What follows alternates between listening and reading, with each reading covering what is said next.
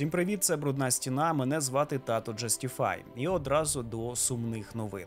Ви, мабуть, чули, що Games Workshop офіційно забрали ліцензію на адаптацію та переклад паперових творів у Мольфар Комікс, нашого українського видавця книжок по всесвіту Warhammer 40 000. Взагалі, головною метою цього циклу відео було привернути увагу до нас як до ринка збуту, але вони, здається, обрали інший шлях. Як ви знаєте, саме росіяни з All Cat Games та Saber Interactive розробляють головні флагмани цієї франшизи у всесвіті відеоігор. І я дуже сподіваюся, що вони знайдуть іншого українського видавця та не вийдуть з нашого ринку друку. Хоча фактично це вже відбулося. Ну а що це значить? Це значить, що на них треба тиснути, друзі, і робити це варто всюди, де тільки можна. Тож, щось пишіть, щось тисніть, і не тільки тут, але й на офіційних ресурсах Games Workshop. Ну а тепер перейдемо до основного блоку відео. Хочу вас попередити, що цього разу вам варто звертати увагу на дати, бо може виникнути певна плутанина, якщо бути трішечки неуважним. Також прошу вас розглядати частини відео як окремі історії. Ми будемо декілька разів повертатись назад у таймлайн, вперед у таймлайн, коротше, заплутатися можна. Чому так? Бо інакше про ці події розповісти було б доволі складно, якщо взагалі можливо. Коротше кажучи, слідкуйте за датами і не дивуйтесь, що я декілька разів розповідаю про події, які вже відбувалися в іншій главі цього відео. Якщо що, коротше, так і має бути. На цьому з інтро все. За традицією хочу подякувати нашим військовим. А якщо ви хочете допомогти Збройним силам, то донайте на ось цю нашу постійну банку Брудної Стіни. Дякую кожному та кожній, хто це зробить. Долучайтесь. А зараз саме час підписатись на канал, щось написати та щось натиснути, бо саме таким чином ви підтримуєте український YouTube. Ну а тепер, шановне панство та панянство, затягуйте ремені, вдягайте сталеві труси, бо ми підходимо до фази, яку самі магістри Adeptus Mechanicus у своїх замасляних робах називають Велике Пробудження. Це Брудна Стіна, і ми починаємо.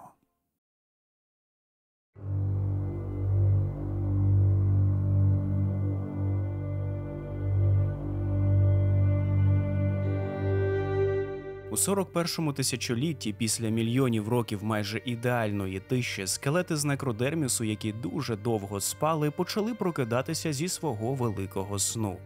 І коли я кажу 41-ше тисячоліття, я маю на увазі як його початок, так і кінець. Далі ви зрозумієте чому. Так почалася нова доба завоювань і знищення, бо некрони вийшли, аби очистити галактику від усього живого, особливо від вразливої, м'якої, рожевенької біомаси, тобто від нас із вами.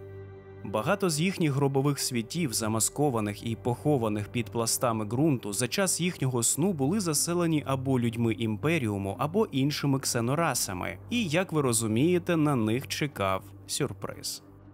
Причина великого пробудження некронів у 41-му тисячолітті й досі залишається оповитою здогадками.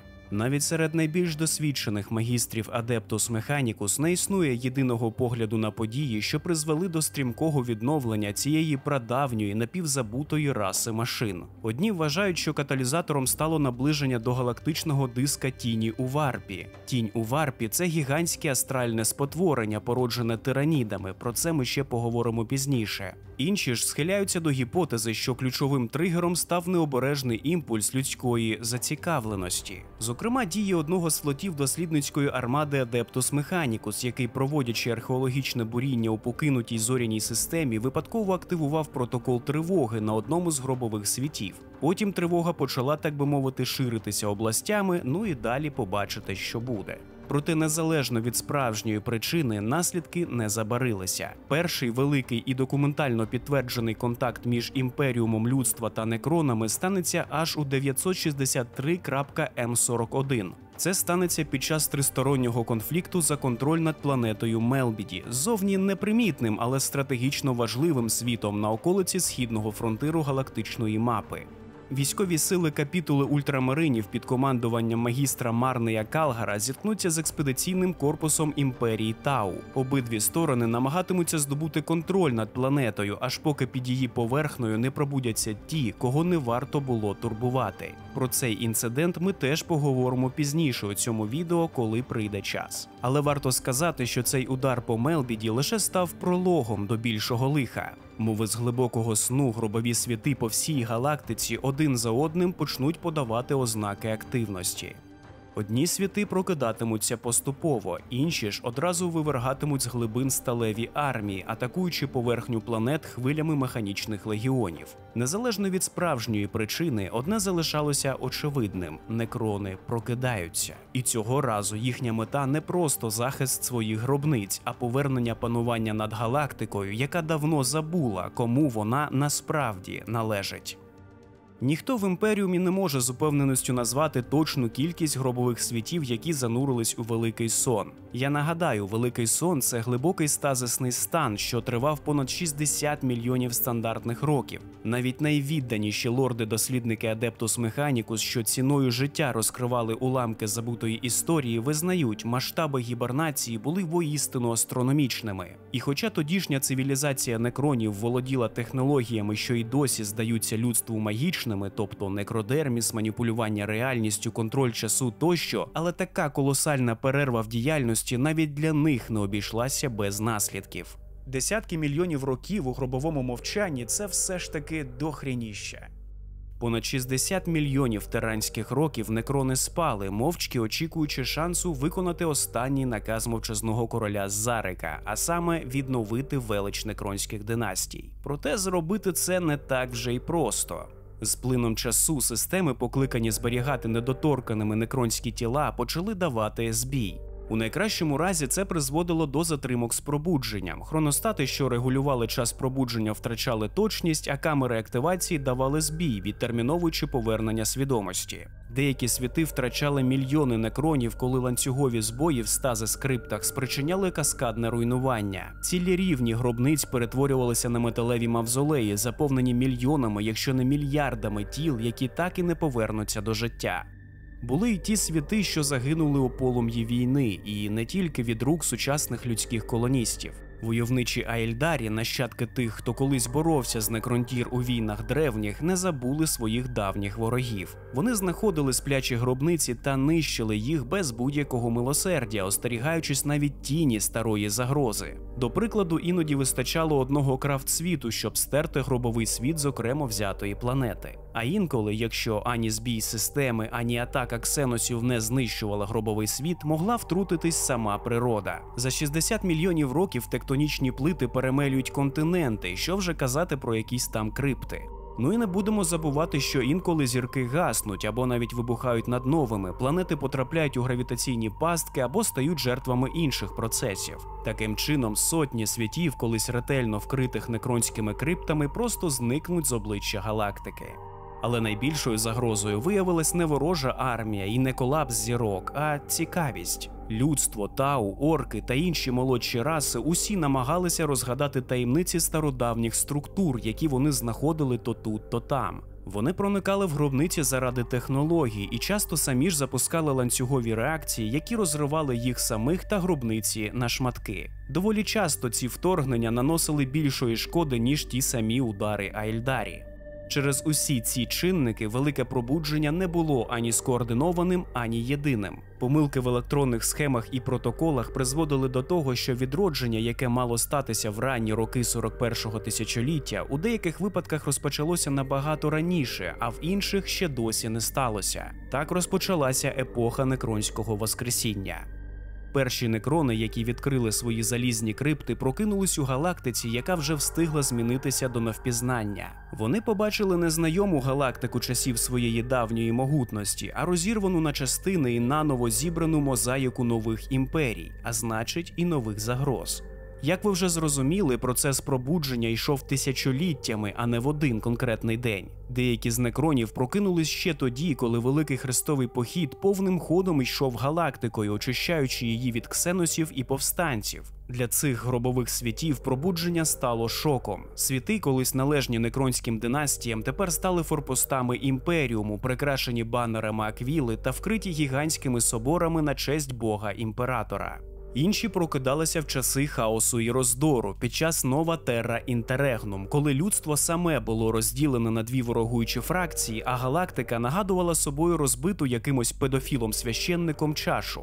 Також деякі крипти прокидалися, коли апостоли Сліпого Короля, божевільні техножерці-відступники, вели свої єретичні війни на західних кордонах. Тоді вони випалювали зоряні системи за допомогою зброї, здатної перетворювати зірки на наднові. Та паралельно з тим величезна частина некронів все ще знаходилася у вісні. Їхні гробниці все ще сплять та залишаються непорушними під шаром базальту зруйнованих міст і мегаполісів. Розвинуті цивілізації будують свої життя на уламках давнини, не маючи уявлення про те, що під їхніми ногами чилять мільярди металевих воїнів, які колись були господарями цієї галактики. І навіть у еру Індомітус у далекому майбутньому, коли весь імперіум намагатиметься вижити, незліченна кількість некронів досі перебуватиме у стазисі.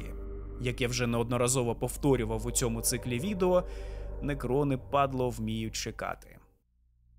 Швидке та повноцінне пробудження – це надзвичайна рідкість. Якщо відбувається хоча б мінімальний збій у процесі відродження, починається процес згасання енграматичних протоколів, які зберігали особистість кожного з некронських воїнів. Без цих схем, що є відбитками особистісної свідомості, навіть найміцніше тіло з некродермісу стає звичайним безцільним зомбі. У кращому разі ці протоколи повільно відновлюються, і розум некрона повертається до функціональності за десятиліття або століття, а іноді відновлення не відбувається взагалі, прирікаючи сплячих на вічне та безглузде існування. Таким чином, по галактиці розкидані десятки гробових світів, чиї зали заповнені човгаючими безглуздими некронами. Їхні розуми були втрачені під час тривалої сплячки, а тіла були підпорядковані головній автономній програмі гробового світу в спробі надати їхньому існуванню бодай якусь подобу життя.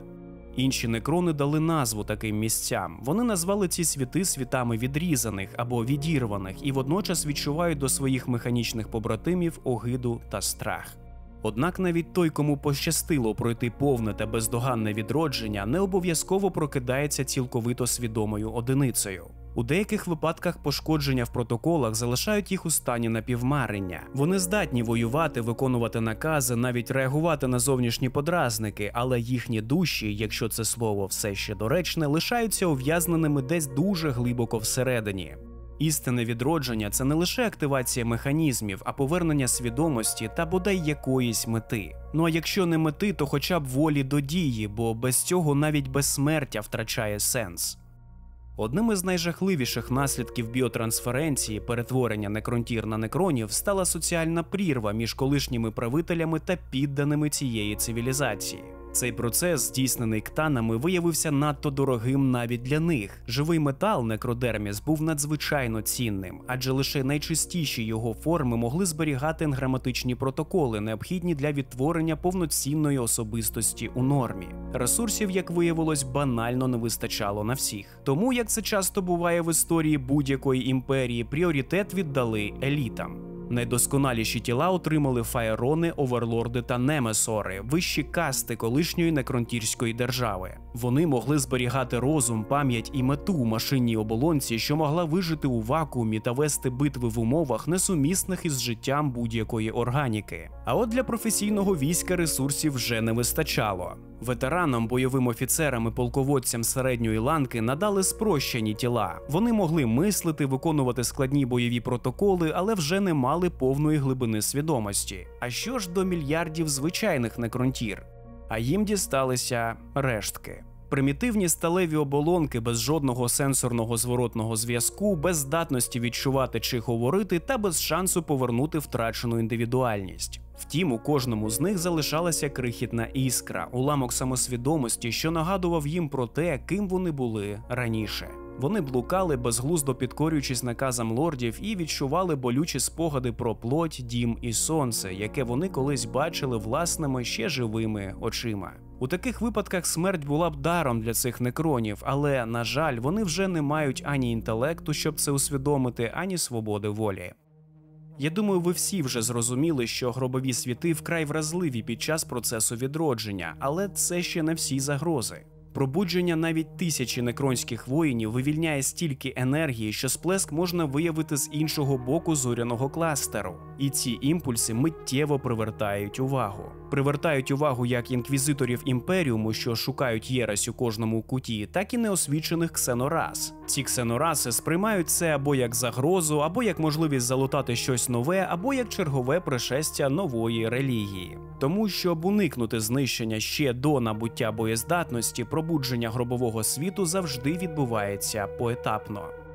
Протоколи активують лише найнеобхідніше – оборонні системи, автономні каноптекські одиниці, а вже згодом основні бойові сили. Якщо поблизу існує цивілізація, особливо якщо вона молода та імпульсивна, така як людство чи Тау, то навіть короткочасна активація може призвести до паніки. І поки некрони знаходяться у стазисі, противник може вдатися до превентивного удару, орбітального бомбардування або навіть екстермінатусу, щоб стерти загрозу з планети перш ніж вона прокинеться. Це постійний ризик, і тому головні програми гробових світів діють з обережністю, вираховуючи найменшу ймовірність фатального втручання, адже кожен пробуджений світ – це шанс повернути втрачену імперію некронів, шанс сказати галактиці, що її справжні володарі нікуди не зникли. Колосальні викиди енергії, що супроводжують процес пробудження гробових світів, неможливо приховати. Проте це не найголовніша проблема некронів. Небезпеку становить те, що на ранніх стадіях активації більшість некронських бойових формувань ще залишаються у стазисі, і оборона крипти цілковито залежить від автоматизованих машин. Ці вартові каноптекські сервоконструкти формують першу лінію оборони, що розгортається одразу після запуску систем пробудження. Гігантські металеві павуки з лазерними маніпуляторами відповідають за відновлення інфраструктури та ремонт пошкоджених структур. Іншими конструктами були каноптекські скарабеї. Вони, мов рої механічних твердокрилих жуків, заповнюють собою шахти та тунелі, усуваючи пошкодження, виявляючи порушників та ліквідовуючи мікрозагрози ще до того, як ті перетворяться на проблеми. Також існують каноптекські привиди з довгим тілом, схожим на змію. Вони слугують ідеальними розвідниками та вбивцями, здатними проникати майже всюди та так само знищувати порушників, якщо такі існують. На початку оборону гробового світу координує його головна автономна програма, чия складна матриця алгоритмів дозволяє розрахувати ефективну відповідь на будь-яку отриману зовнішню або внутрішню загрозу. Ця програма керує, аналізує та адаптується в реальному часі. Спочатку її завданням є оцінка загрози, чи то просте коливання гравітаційного поля, чи вторгнення чогось органічного. І потім, залежно від рівня небезпеки, вона активує ті чи інші ланки оборонної структури. Якщо зовнішній тиск ворогів на крипту зростає, а каноптекські конструкти не здатні стримати загрозу, автономна програма приймає рішення про поступове пробудження некронських легіонів, які сплять у криптах, упорядковані за рангами, ролями та рівнем бойової ефективності. Ці пробудження тривають, поки не наближається той момент, коли головна програма, згідно з протоколами, передає контроль некронській знаті, зазвичай оверлорду або навіть фаерону, якщо такий був збережений у цьому світі. З цієї миті починається нова глава для гробового світу. Відроджений лідер переглядає стан своєї армії, карту зірок, наявність ресурсів і ворожих утворень у регіоні. Цей новий некронський анклав знову живе та скучить за війною. Іноді ситуація ускладнюється тим, що під час сну некронів поруч зростала і розвивалась якась чергова молода цивілізація. Людські колонії, фанатичні тау чи аельдарські поселення – всі вони можуть опинитися просто на поверхні або в безпосередній близькості від пробуджуваного світу. У таких випадках реакція закодованих систем некронів є безкомпромісною. З-під землі здіймаються автоматизовані батареї гаусс-гармат. Небо прорізають рої літальних каноптекських скарабеїв, а у центрі кожної піраміди лунає металевий голос немертвих. Саме такі гробові світи, які прокинулися серед живих, є найактивнішими, бо, так би мовити, середовище змушує. Їхні оверлорди чудово розуміють, що вони або знову стануть господарями цієї конкретної планети, або зникнуть. Ця галактика належала їм, і вона знову стане їхньою. Як приклад династичного пробудження можна навести гробові світи некронської династії Сотек, які зуміли відновити значну частину своїх колишніх володінь. Вони досягли цього не через дипломатію чи втручання шпигунів, а завдяки хвилям жорстоких геноцидних кампаній проти людських колоній у Лумеаті, міжзоряного кластера, що зухвало укорінився на їхній давній території наприкінці 39-го тисячоліття. Коли некронські бойові моноліти здійнялися у небо над цими колоніями, людство не мало шансів. Усі поселення, що потрапили під приціл імпульсів гаус-гармат, були знищені. Їх стерли, мов пил, залишивши лише обвуглені кратери, які згодом стануть новими місцями для будівництва некронських монолітів. Та попри очевидну жорстокість і непередбачуваність таких дій, для уважного спостерігача поведінка пробуджених гробових світів має свою логіку. Ба більше, у своїй основі ці дії слідують прадавнім кодексам династичної честі. Деякі лорди некронів, особливо ті, чий розум зберіг стійкість після довгого стазису, починають своє повернення до життя не з війни, а з дипломатії. Вони надсилають до інших світів емісарів, часто неозброєних, які несуть з собою зашифровані пропозиції в обмін на території, артефакти чи данину. Інші лорди занурюються у довгострокові подорожі у пошуках ще не пробуджених гробових світів своєї кровної династії, аби знову зібрати розпорошене військо під єдиним стягом. Проте є і ті, що надають перевагу ізоляції. Вони відгороджуються від зовнішнього світу, повністю нехтуючи ксеносами та зовнішньою політикою, аби повністю зосередитися на внутрішніх справах. Такі оверлорди відновлюють зруйновані крипти, воскрешають давні обрядові традиції та реконструюють архітектуру свого світу так, щоб вона відповідала канонам часів золотої епохи Некронтір.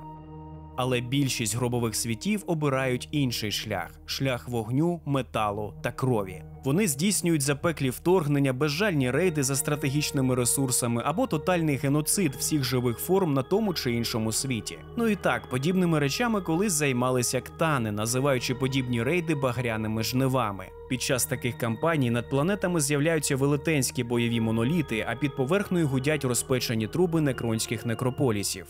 Здається, тут якась психологічна проблема дітей та батьків. Ктани знищували некронів, тепер некрони знищують інші раси. Тут точно є якась спадковість. Тактика цих атак не має усталених шаблонів. Іноді некрони діють згідно з давніми кодексами честі, призначають поле бою, дозволяють супротивнику гідно зустріти смерть тощо. Але найчастіше вони непередбачувані та стрімкі – піратство, диверсії, саботаж, отруєння водних систем тощо. І не будемо забувати, що некрони володіли давньою технологією телепортації, яка була однією з їхніх найпередовіших здібностей. Їхні пристрої дозволяли миттєво переміщатися на полі бою, часто прямо в тил ворога, сіючи там хаос. Ця здатність робила їх надзвичайно небезпечними, адже вони могли обходити укріплення та атакувати ворогів зненацька. Інколи ці напади навіть війною складно було назвати, бо вони тривали лічені хвилини.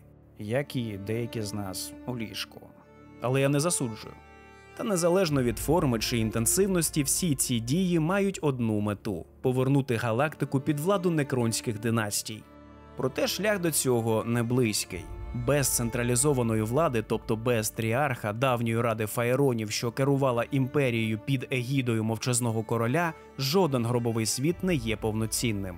Відсутність глобальної координації, надмірна кількість сплячих або зруйнованих світів, внутрішні амбіції окремих оверлордів – усе це перетворює процес пробудження у хаотичні та децентралізовані перегони за домінування.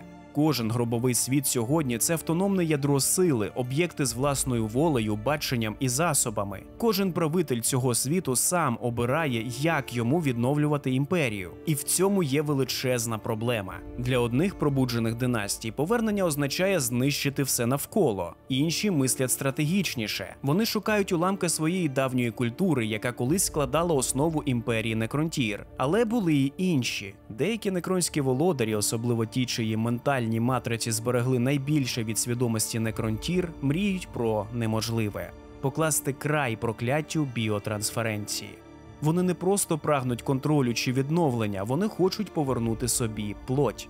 Такі володарі некронів проводять експерименти на в'язнях, збирають зразки ДНК тисяч ксенорас і навіть викрадають людських псайкерів, шукаючи в їхній мутації ключ до прориву. Для них трансформація з металевого безсмертя назад у живу оболонку – це святий грааль, апофеоз надії, яка й досі живе у залізних душах. Саме ця надія і стала останнім почуттям, яке палало в розумі мовчазного короля Зарека, коли той віддав свій останній наказ перед тим, як покинути галактику. Він вірив, що колись його народ знову стане чимось більшим, ніж живими машинами. І, як часто буває, великі мрії лише ускладнюють реальність. Адже після відходу мовчазного короля і розпаду тріарха не залишилося жодного чіткого механізму спадкоємності.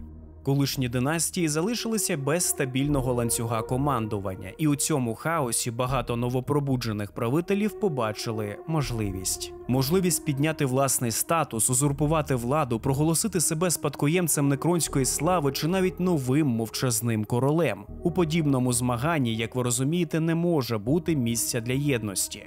Саме тому передбачити наміри окремих фаєронів або їхніх вельмож майже неможливо, а отже і дії їхніх безсмертних легіонів завжди залишаються таємницею.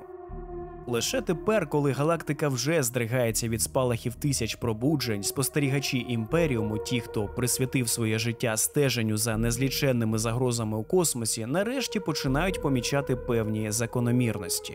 Згідно з уламковими свідченнями з фронтів, Ордо Ксенос, аналітики Адептос Механікус і навіть містики Еклезіархії почали розпізнавати складну, але чітку стратегію. На їхню думку, череполикі женці, які підіймаються з розтрісканого ґрунту мертвих світів, зачищають території та починають повноцінну експансію. Таким чином, світ за світом, сектор за сектором, древні династії некронів знову постають з уламків. Трони їхніх фаєронів знову здіймаються у серцях міст цитаделей, викарбованих з чорного каменю. І хоча ці династії ще не досягли тієї грандіозної величі, яку мали в часи Некронтір і Ктанів, вони знову здобувають силу. Ну а ще я знаю, що ви чекаєте на момент, коли я розповім вам долю самого мовчазного короля. Сідайте зручніше, час прийшов.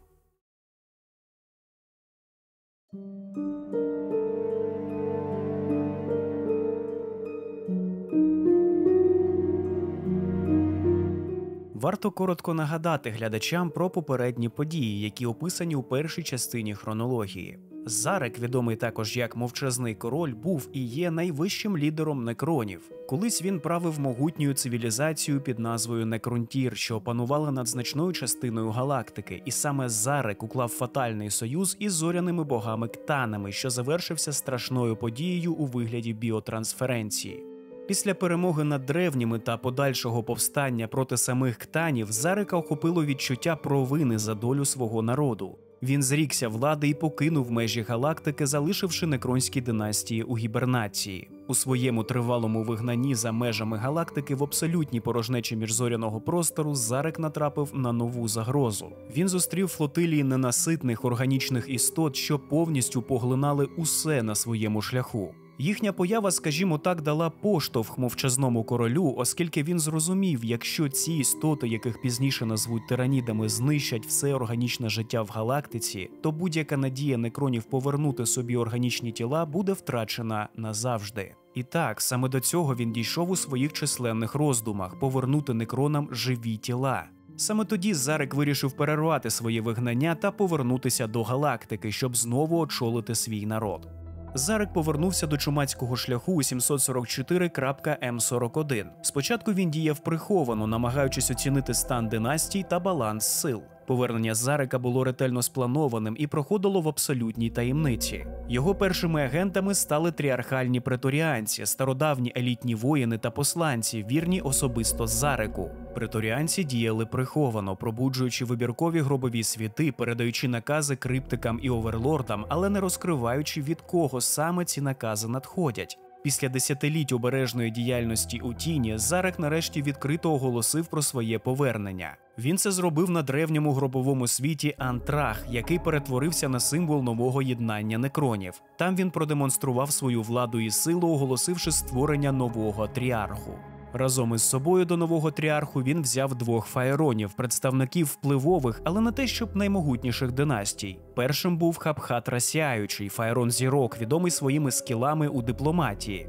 Другим був Месофет Тіньова Рука, фаєрон клинків, який славився своїми підступністю та військовими талантами. Новий тріарх мав символізувати єдність і водночас різноманітність некронських династій під єдиним стягом. Символом нової сили Зарека стала так звана платформа домінування – грандіозна конструкція, джерелом енергії для якої слугував захоплений осколок Ктана Ніадразати, так званого Палаючого. Так, тут така штука, що некрони перетворили своїх колишніх володарів Ктанів буквально у батарейки. І я навіть не жартую. Проте повернення Зарека не було прийнято одностайно всіма некронами. Головним його противником став Імотек Владика Бурі, один із наймогутніших воєначальників некронів, який не визнавав мету Зарика – повернути органічну форму. Імотек бачив у некродермісі не прокляття, а дар, який дозволяв некронам стати найсильнішою расою у галактиці.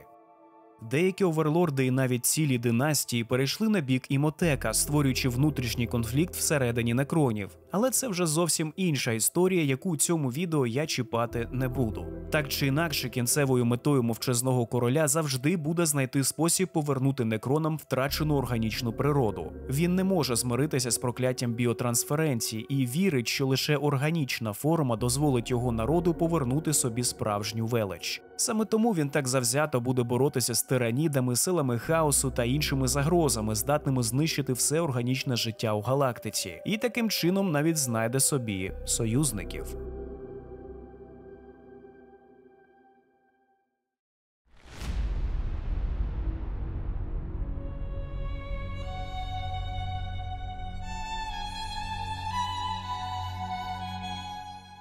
Приблизно у той же час, коли Зарик повернувся до некронів, а саме у 744.М41, починається нова глава нашої оповіді. Тиранідів ще немає, але будьте впевнені, довго чекати на них не доведеться, а перед тим маємо повернутися до людства. У цьому розділі буде дуже багато дат, але майже всі вони будуть хронологічно послідовними. Якщо треба, можете відпочити, бо це буде найдовший шматок цього відео. Ну а тим психам, хто не може насититися, бо тупо спить, приємного перегляду та прослуховування.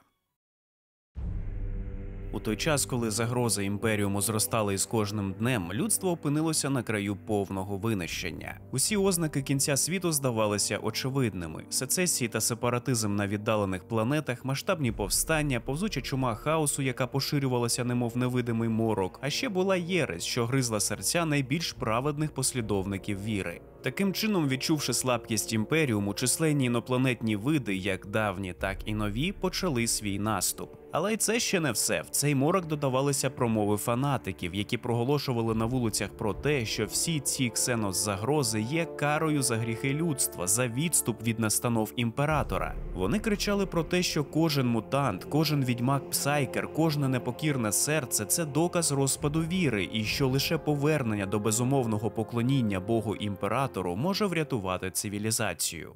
Тим часом астропати, виснажені психічною напругою, щодня витягували відчайдушні повідомлення із хаотичних глибин імматеріуму. Їхні очі, вибілені сліпучим світлом варпу, були свідками сотень тисяч сигналів про допомогу.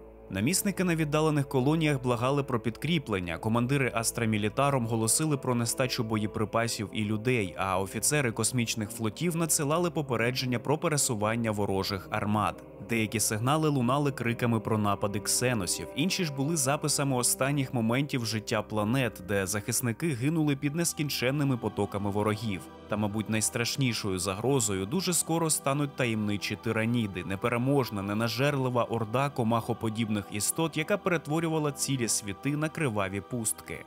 Тим не менше, імперські сили боролися до останнього, їхня відвага нагадувала героїзм часів Великого Хрестового походу. Але навіть їхні зусилля не могли зупинити неминуче, сил було замало, вони не могли бути всюди водночас. Тим часом провидці, ті, кого офіційно не визнавали, а також псайкери високого рівня, все частіше бачили однакові видіння. Образи величезних бриж у варпі, наче хвиль на поверхні океану, збурених колосальною, але невидимою силою, що підіймалася з безодні. У глибинах імматеріуму збиралися зловісні сили, посилюючи свою владу. Це був, без сумніву, найтемніший час в історії людства. Я зробив перелік цілої низки ключових подій і дат, які мали вплив на цю добу хаосу і розпаду, тож пристебніться, це надовго. Офіційний перший контакт Імперіуму з расою Тау відбувся у 41-му тисячолітті під час конфлікту, відомого як Хрестовий похід Дамоклової затоки або просто Хрестовий похід Дамокла. Вони зіткнулися у секторі Літеш у глибині сегментуму Ультіма поблизу східної окраїни зоряної мапи галактики. Саме цей конфлікт знаменуватиме собою початок прямого військового зіткнення між Імперіумом людства та швидко зростаючою імперією Тау. Нагадаю, що Тау – це інопланетна цивілізація, що виросла на колективістських засадах вищого блага та яка вела тонку дипломатичну роботу через свою касту води, укладаючи торгівельні угоди з прикордонними світами імперіуму поблизу Дамоклової затоки. Їхні делегації, витончені й добре озброєні технологічно, обіцяли товари та технології, від яких складно було відмовитися. Це був зовсім інший вид експансії, схожий більше на релігійну експансію, а не на військову. Ви всі грали у цивілізацію, тому приблизно розумієте, про що я. Але в Імперіумі все ж таки відчували занепокоєння.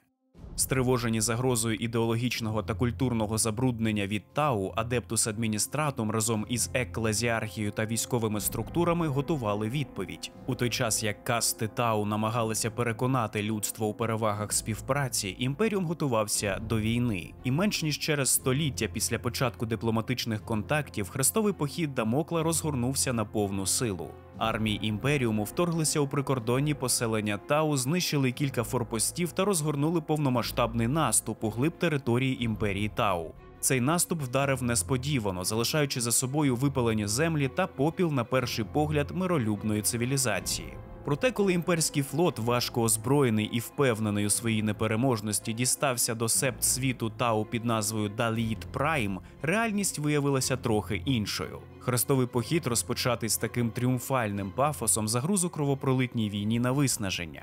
Численна перевага Тау та їхніх союзників, а саме Крутів і Веспідів, створила непробивну оборону. Кожен сантиметр планети перетворився на арену бойових дій. Місяці сонячного циклу тяглися як нескінченне пекло. Системні лінії постачання Тау працювали майже ідеально, а підкріплення надходили вчасно, тоді як імперська логістика все частіше переривалася ворогом, залишаючи бійців голодними та без боєприпасів. У 742.М41 після місяців безплідних боїв командири хрестового походу були змушені визнати очевидне. Без втручання сил космічного масштабу цей конфлікт не можна було виграти. Саме тоді Тау вирішили першими запропонувати мир, але з причин, не пов'язаних з людьми. На прохання касти води було погоджено проведення мирних переговорів. Виглядали вони як формальний дипломатичний жест, але справжньою причиною перемовин було наближення іншої, значно страшнішої загрози.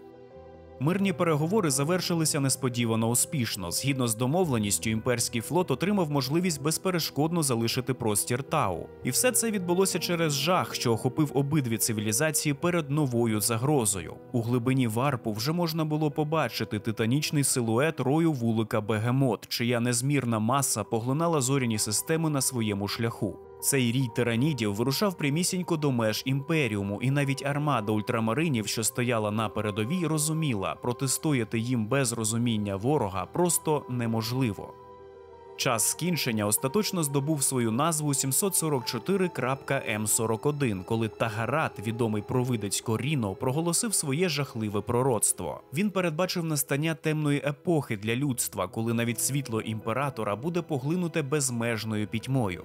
Його голос лунав не лише з катедр і святилищ, але й відлунював крізь варп, розриваючи завіси між світами та викликаючи занепокоєння серед вірян. Інквізиція, яка завжди готова придушити будь-який натяк на єресь, відреагувала швидко. Тагарата було страчено за звинуваченням у зраді та поширенні неправдивих чуток, а всі свідчення про його пророцтва були знищені чи ретельно засекречені. Проте таємниця ніколи не залишається забутою. Після його смерті чутки про пророцтва розійшлися між псайкерами, віщунами та іншими чутливими до варпу істотами на тисячах населених планет. Вони нашіптували про зростаючу темряву, про наближення незбагненних жахіть і про те, що навіть сам імператор може не встояти перед ними. У 745.М41 почалося вторгнення тиранідів і початок так званих тиранідних війн. Саме тоді рій вулика Бегемот вторгнувся в межі галактики, прорізаючи собі шлях крізь космос. Імперські системи Тиран та Тандрос, які дали назву всьому виду загарбників, були знищені дощенту, залишивши по собі лише мертві зоряні цвинтарі. Того ж року рій Бегемот рушив у напрямку Ультрамару, серця домену ультрамаринів. Світи, які раніше славилися своїми пишними аграрними угіддями та непохитними оборонними укріпленнями, зазнали спустошення. Нескінченні хвилі тиранітських створінь затоплювали континенти, кожен сантиметр планетарної поверхні перетворювався на арену кривавої різанини, де проти нестримних потоків тиранідів билися захисники людства. Особливою славою увінчалася оборона Макрагу, столичного світу ультрамаринів. Це було доволі епічне протистояння, під час якого космодесантники не лише зупинили просування рою Бегемот, а й показали приклад неймовірної мужності. Я не буду розкривати деталей цієї битви, ви лише маєте знати, що того разу рій було зупинено. Втім, ця перемога мала гіркий присмак, бо галактика ще не оговталася від масштабних втрат і знищення світів, а командири Імперіуму вже поглядали на обрій з дедалі більшим занепокоєнням. Вони знали, те, що сталося, це лише перший натяк наступаючої на них загрози.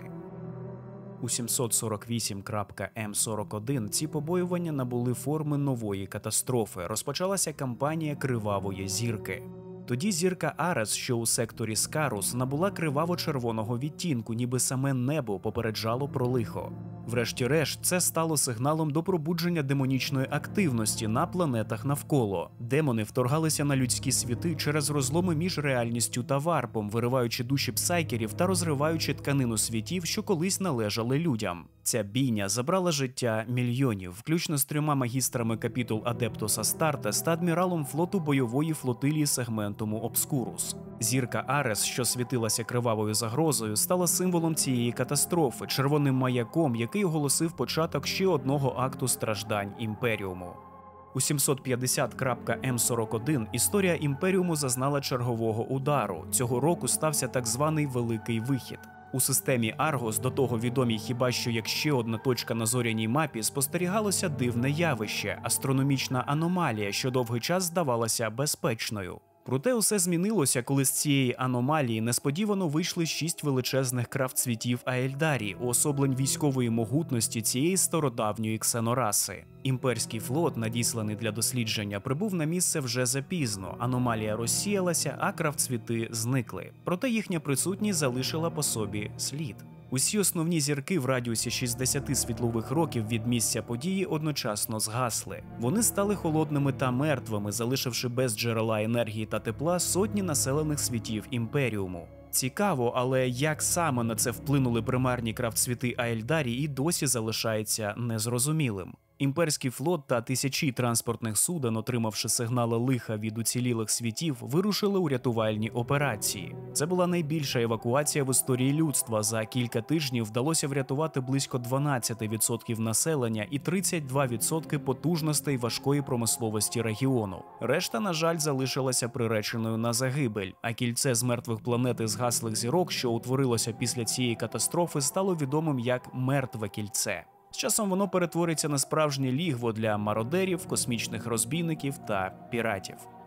Через 7 років після Великого Виходу у 757.М41 сталося ще одне лихо. На світі Гідра Міноріс було зафіксовано перший спалах страшної чуми зомбі, жахливої зарази, породженої слугами бога хаосу Нургла. У відповідь імперський флот оголосив суворий карантин, ізолювавши планету разом із усіма її мешканцями. Що цікаво, всередині за герметичними енергобар'єрами залишалися 23 мільярди неінфікованих людей, приречених на страхітливу долю. Разом із ними росли і множилися незліченні орди голодних, заражених та бездушних створінь, що перетворили цей світ на справжнє пекло. У 766.М41 багато імперських спостережних станцій, розташованих в системах Катачан і Райза, зазнали несподіваних нападів з боку корсарів Аельдарі. Корсари діяли під командуванням принца Іріеля, одного з найбільш хитрих і безжальних лідерів серед ельдарських космічних розбійників. У результаті цих атак Імперіум залишився без своїх очей та вух у стратегічно важливих секторах. Це прирекло обидві системи на десятиліття вразливості перед новими вторгненнями як з боку ксеносів, так і з боку внутрішніх загроз. У період між 775.М41 та 780.М41 сталася серія масштабних антиімперських заколотів. Ця серія заколотів пізніше стане відомою під загальною назвою «Повстання четвертого квадранта». Четвертий квадрант охоплював численні зоряні системи в сегментумі Солар, включаючи такі регіони, як субсектор Салсаліт, систему Лікантос та штормові трясовини. Це повстання не мало єдиного джерела. Воно виникло через століття брутального правління, корупції та зловживань з боку імперських губернаторів. Такі умови сприяли виникненню численних локальних конфліктів, які були підсилені діями культистів хаосу, ренегатів та ксеносів, що скористалися анархією для досягнення власних цілей. Більше десятка капітулів космодесанту були залучені до конфлікту, включаючи темних ангелів, рапторів, черепоносців та червоних вовків. Вони діяли спільно з імперською гвардією та бойовим флотом Солар. Саме повстання четвертого квадранта стало одним із наймасштабніших внутрішніх конфліктів Імперіуму в 41-му тисячолітті. Воно продемонструвало слабкість Імперіуму до внутрішніх загроз і стало сигналом для інших ворогів, бо Імперіум стає вразливим. У 783.М41 армії Асуріані, що прибули з крафтсвіту Ульве, завдали нищівного удару по флоту дослідників Адептус Механікус, який вів розвідку над мертвим світом під назвою Маедракс. Це був світ, де Земля ще пам'ятала стародавні битви. Кілька зондів зуміли запуститися у космос, відчайдушно надсилаючи сигнали лиха у пошуках допомоги та підкріплення. Відгукнувшись на ці сигнали, Імперіум відправив до Маедраксу підрозділи космодесанту з капітули Кривавих Ангелів. Однак замість ретельного розслідування подій вони відразу опинилися втягнутими у хаотичний конфлікт між Асуріані та Некронами, які нещодавно, та як завжди вчасно, пробудилися у глибинах Маедраксу. У 795.М41 Імперіум сколихнула чергова криза – повстання у системі Крандор. Це було масштабне збурення, у якому взяли участь одразу кілька культів хаосу. Серед них виділялися послідовники культу Сяючого Божества, культу Багатьох Щупалець та особливо Братство у Червоних Робах, секти з таємничими ритуалами кровопролиття і жертвопринесень. Вражаюче, що ці культи не давали про себе знати з часів повстання четвертого квадранта, але обрали саме цей момент для нового перевороту. Варто зауважити, що деталі повстання часто подаються узагальнено з ретельною цензурою з боку Інквізиції та Адептус Адміністратум, що є в принципі типовим прикладом бюрократичної маніпуляції, спрямованої на збереження офіційного іміджу Імперіуму. Деякі джерела натякають, що заколот у системі Крандор міг бути пов'язаний не лише з діями культів хаосу, а й з рухом за автономію або навіть з прихованим впливом варп-скверни та охоплених нею політиків. Однак це все знову ж таки або знищується, або замовчується корумпованою владою. Так чи інакше, але утримання під контролем багатої на ресурси системи Крандор було необхідним кроком для оборони сегментуму Обскурус, особливо з огляду на нестабільність у цьому регіоні та наростаючу загрозу з боку зовнішніх і внутрішніх ворогів. У 797.М41 настала черга орків. Безліч орочих вторгнень, які розгорталися по всьому сегментуму Ультіма, наближалися до моменту, коли вони могли злитися у гігантський ваг. Цей термін у лексиконі орків має багатогранне значення. Це водночас і клич до війни, і опис явища, коли мільйони зеленошкірих варварів, зазвичай під проводом харизматичного ватажка, розпочинають масштабну навалу, змітаючи все на своєму шляху. І ось такі ваги є справжніми лихами для галактики. Хвилі орків, підтримувані колосальними механізмами, обвішаними черепами мертвих ворогів, разом з бойовими шагоходами розносять цілі світи, перетворюючи їх на смітники. Сили Імперіуму на той момент були і так розтягнуті до межі можливого. Вони намагалися утримати кожну з численних фронтових зон. Бойові лінії, зведені наспіх оборонні укріплення, споруджені з бетону та металевих пластин, були вкриті кров'ю людей Імператора. Серед легендарних персонажів, що увійдуть у скрижалі історії, особливо виділятиметься Марней Калгар, магістр капітули ультрамаринів, який тримав ворота Залатраса протягом цілої тиранської доби. Він власноруч вів рукопашні сутички з орочими ватажками, розсікаючи зеленошкірих на шматки своїми силовими кулаками. Також варто згадати про героїчний подвиг другої роти ультрамаринів, яка здійснила блискавичний штурм цитаделі Варбоса орків Бруга. Тоді вони перетворили його фортецю на груду зруйнованого металу і попелу, чим зупинили ще більш масштабний ваг. У 801.М41 сталося короткочасне мерехтіння світла астрономікону. Цей маяк, що завжди горів яскраво завдяки психічній енергії, якою його живить імператор на золотому троні, раптом замерехтів. Цей тимчасовий збій спричинить втрату курсу для тисяч імперських зорельотів, прирікаючи їх на загибель у потоках імматеріуму, а для інших це стане зловісною ознакою ослаблення влади немертвого імператора. Через 12 років після цього імперські архіви описують одну з найжахливіших кампаній цього періоду, а саме облогу Вракса. Вона тривала з 813 по 830 М41 і стала прикладом того, як швидко локальне повстання може перерости у повномасштабну катастрофу. Все розпочалося зі зради кардинала-відступника Кзафана, який привів світ арсенал Вракс Прайм під керівництво руйнівних сил. Цей світ, де колись зберігалися величезні запаси зброї та боєприпасів для Імперіуму, зараз перетворився на укріплений бастіон Єресі та Скверни. Прибуття імперських сил для придушення повстання зустріло запеклий опір, а бої швидко переросли у криваву та затяжну війну, що поглинала собою все нові й нові регіони. Кампанія тривала цілих 17 років і завершилася повномасштабним демонічним вторгненням на Вракс, а також втручанням Ордо Малеус та Сірих лицарів. Проте навіть їхня звитяга не врятувала Вракс від тотального знищення. Усі його міста і поселення було перетворено на попіл, а населення знищено вщент, немов його ніколи і не існувало. Незадовго до закінчення облоги Вракса, паралельно з тим, у 822 М41 воєначальник хаосу Абаддон Руйнівник здійснив зухвалий наліт на світ Діву Аельдарі, відомий під назвою Ільданіра. Він шукав серед забутих руїн планети давно втрачену реліквію, пов'язану з темними силами хаосу. Ільданіра, як і інші світи Діви Аельдарі, являла собою живий символ минулої величі цієї стародавньої раси. Світи Діви – це родючі та багаті на життя планети, які мали використовуватися Аельдарі для майбутньої колонізації. Їх вважають священними оплотами культури та традиції, що зберігають собі пам'ять про епоху, яка тривала до розпаду їхньої цивілізації. Однак цього разу Абаддон недооцінив міць аскетичних воїнів крафтсвіту Алайток, які не лише дали рішучу відсіч атаці на Ільданіру, а й змусили його залишити сектор. І хоча ця сутичка і видавалася незначною порівняно з іншими війнами того часу, згодом вона набуде великого символічного значення. У 853 М41 насіння старих конфліктів проросло на планеті Крандор-3.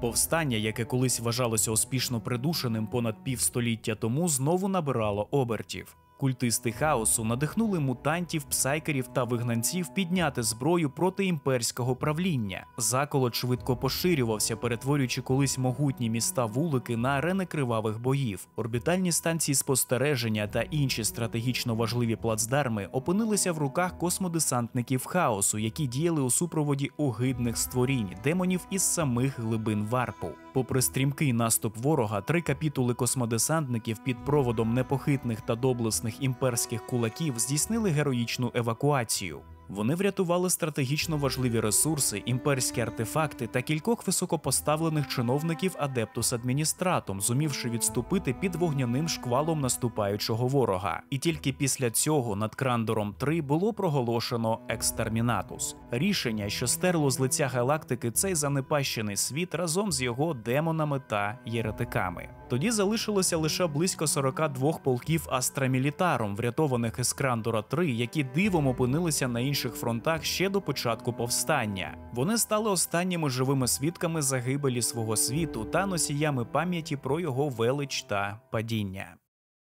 У 863 М41 відбулася чергова подія, відома як Різанина Святої Силлії. Тоді цілий легіон титанів під назвою Адамантова Лють зрадив імператора та віддав себе на служіння темним богам хаосу. Ці гігантські бойові машини, які раніше втілювали непохитну міць Імперіуму, звернули свою зброю проти лояльних полків планетарних сил оборони Святої Силлії, винищуючи таким чином захисників планети. Після цієї кривавої розправи зрадники залишили світ.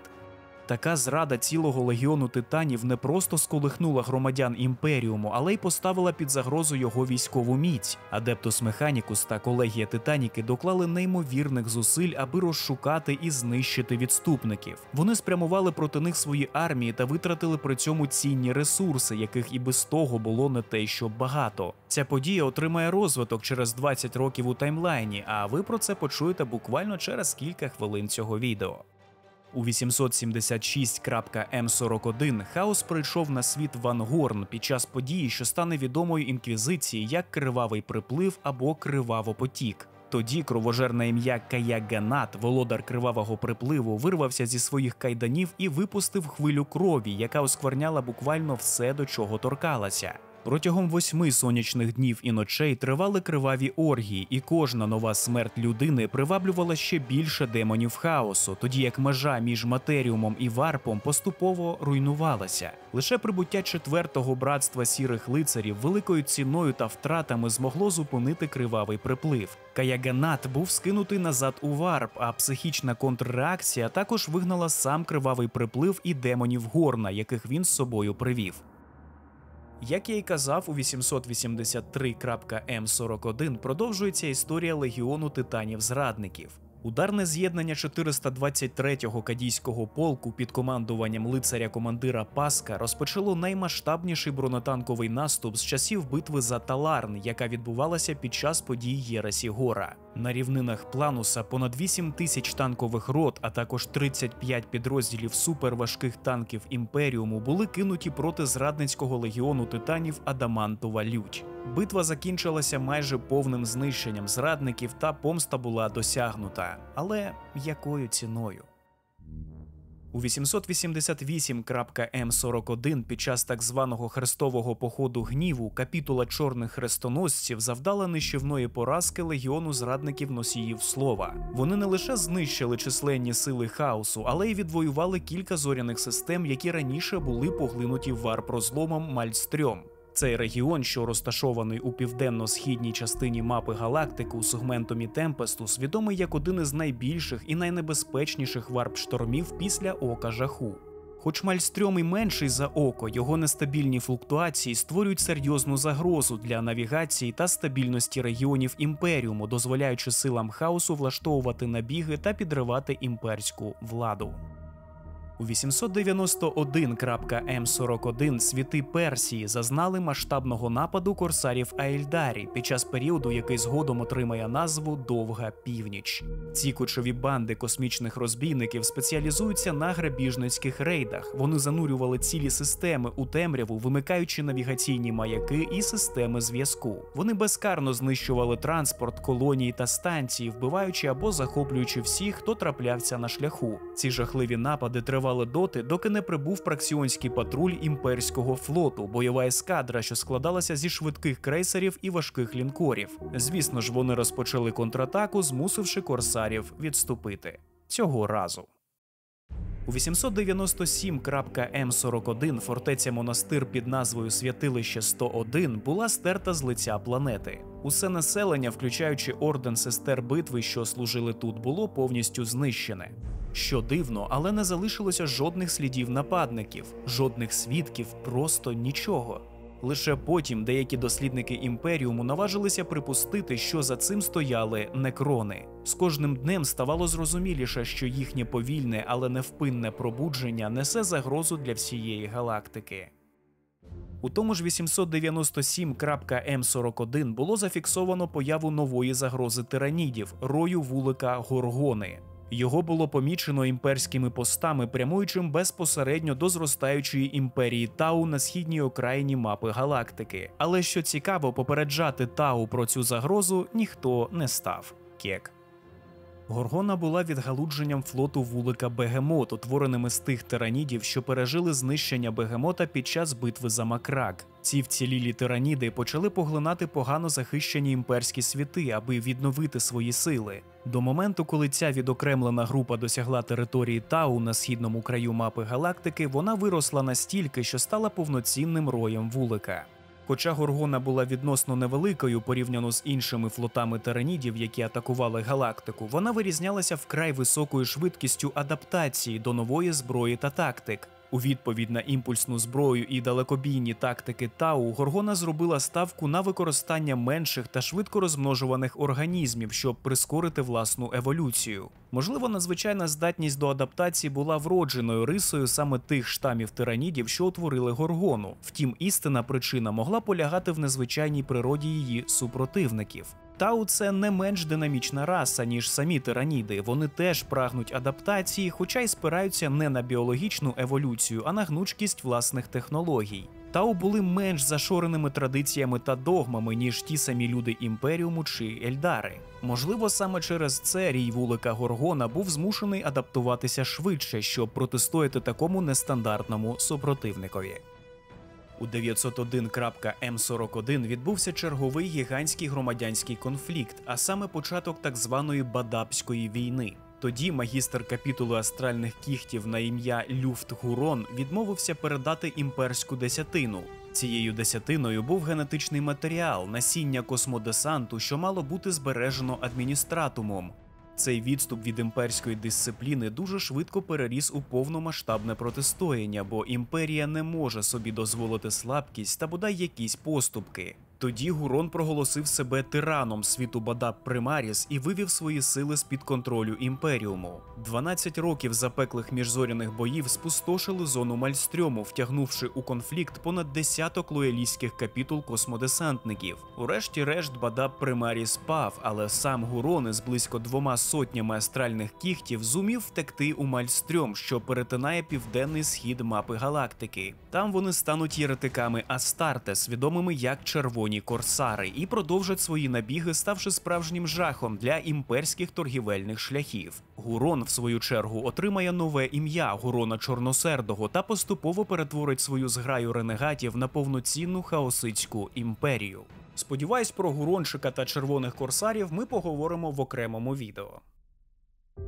У 903.М41 флот вулика Горгона буде остаточно знищено у битві за так званий світовий хребет на планеті Келшан, об'єднаними силами касти вогню Тау та тимчасових союзників з Астра Мілітарум. Проте цей союз був дуже крихким та порушився буквально одразу після того, як останній труп тираніда з Горгони охолонув. У 907.М41 у всіх 5 сегментумах Імперіуму активність орків раптово зросла. Це змусило капітули космодесантників, такі як Раптори і Виючі Грифони, які ще нещодавно билися у Бадабській війні, терміново повернутися на нові фронти, щоби протистояти навалі зеленошкірих. Ваг орків з його некерованою енергією знову загрожував поглинути значну частину галактики у хаос війни. У 913.М41 учні чародія хаосу Арімана з Легіону Тисячі Синів розграбували лібраріум на світі Джоланна. В їхніх нескінченних пошуках арканних знань, які могли б скасувати страшне прокляття рубрики Арімана, ці псайкери й чаклуни залишили за собою руїни бібліотек і гори розірваних книг, тоді як їхні магічно посилені воїни знищували кожного, хто насмілився чинити опір. Сам Аріман, колишній головний бібліарій 15-го легіону, і досі вважає, що десь у далекому куточку галактики існують ключі, які дозволять повернути плоть і душі його братів. Душі, які були навіки ув'язнені у холодних тілах під час трагічного ритуалу, що став відомим як рубрика Арімана. Це було страшне закляття, проведене кабалою наймогутніших чаклунів на планеті Просперо ще під час подій Єресі Гора. Воно знищило душі слабких псайкерів Тисячі Синів, перетворивши їх на рубрика Марінес, чиї душі були назавжди замкнені в броні, а тіла перетворилися на пил. У спробі виправити ситуацію Аріман створив другу рубрику, маючи намір повернути душі своїх братів. Однак ритуал був зірваний, та й взагалі це зовсім інша історія, яку розповідати у цьому відео я не буду. Йдемо далі.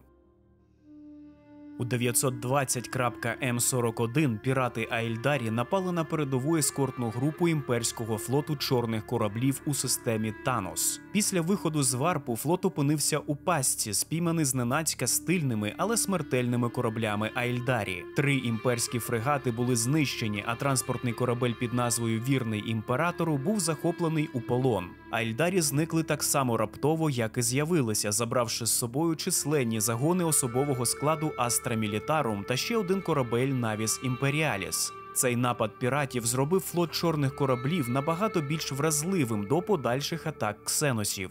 Нагадаю, що флот чорних кораблів – це елітний особливий підрозділ, що транспортує юних псайкерів, тобто їжу імператора, для очищення та подальшого перенаправлення до трону.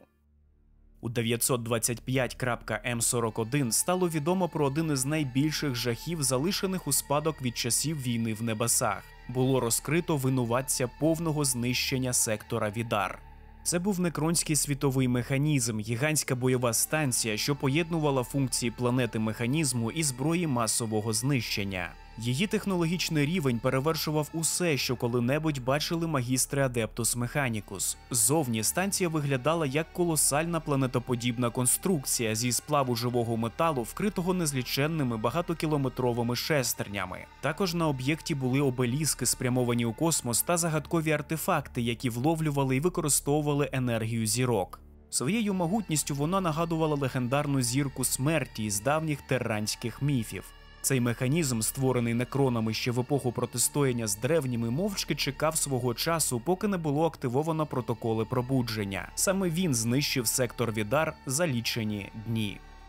У 926.М41 під час трагічно відомого ваксхоліанського геноциду загін космодесантників Хаосу, який носив назву «Чистка», здійснив жахливе винищення понад 14 мільярдів імперських громадян. Чистка захопила планету Ваксхол, світ, який віками служив ключовим астропатичним вузлом для передачі телепатичних повідомлень у системі Геракла. Підрозділ Чистка застосував біологічну зброю, розповсюджуючи масові хвороби та викликаючи страшний голод, який спустошив планету до такого рівня, що на поверхні залишилися лише розкидані руїни міст та звалища з тіл людей. Ось що буває, коли Імперіум не встигає або не помічає дії своїх ворогів. Цього ж року світовий механізм некронів було остаточно знищено на краю системи Доранно завдяки героїчній жертві цілого ордена астральних лицарів. Усередині світового механізму перебували десятки тисяч воїнів некронів, які протистояли атаці 772 космічних десантників. Космодесант пробився всередину завдяки тарану корабля під назвою Темпестус. Битва всередині тривала понад 100 годин. Космодесантники методично знищували кожен генератор, кузню чи командний вузол на своєму шляху. Врешті-решт, завдяки детонації розплавлюючих метал бомб, енергетичні щити механізму були вимкнені, та імперські кораблі отримали можливість завдати вирішального удару торпедами.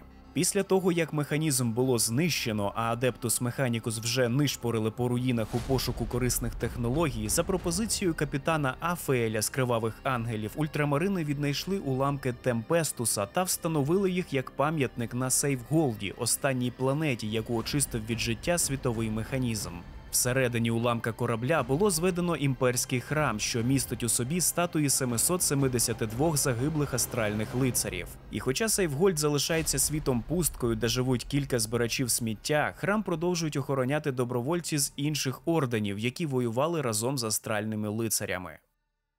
У 937.М41 розгорнулися події, пов'язані з інквізитором Праніксом, одним із найбільш рішучих агентів Ордо Малеус, що полює на єресь, ксеносів та демонічні загрози з варпу. Цього разу Пранікс особисто очолив кампанію, яка об'єднала 5 род космічних вовків, які відомі своєю невблаганною відданістю. Також були залучені підрозділи 301-го Кадійського та 14-го Таларнського полків Астра Мілітарум. Метою Пранікса було повернення 9 порожніх світів з-під влади лорда Хаосу Гурона Чорносердого та його зростаючого угруповання червоних корсарів. Кампанія виявилася надзвичайно складною, оскільки Імперіум був шокований тим, як швидко червоні корсари розширили свої володіння і буквально за кілька десятиліть перетворилися на справжню імперію піратів.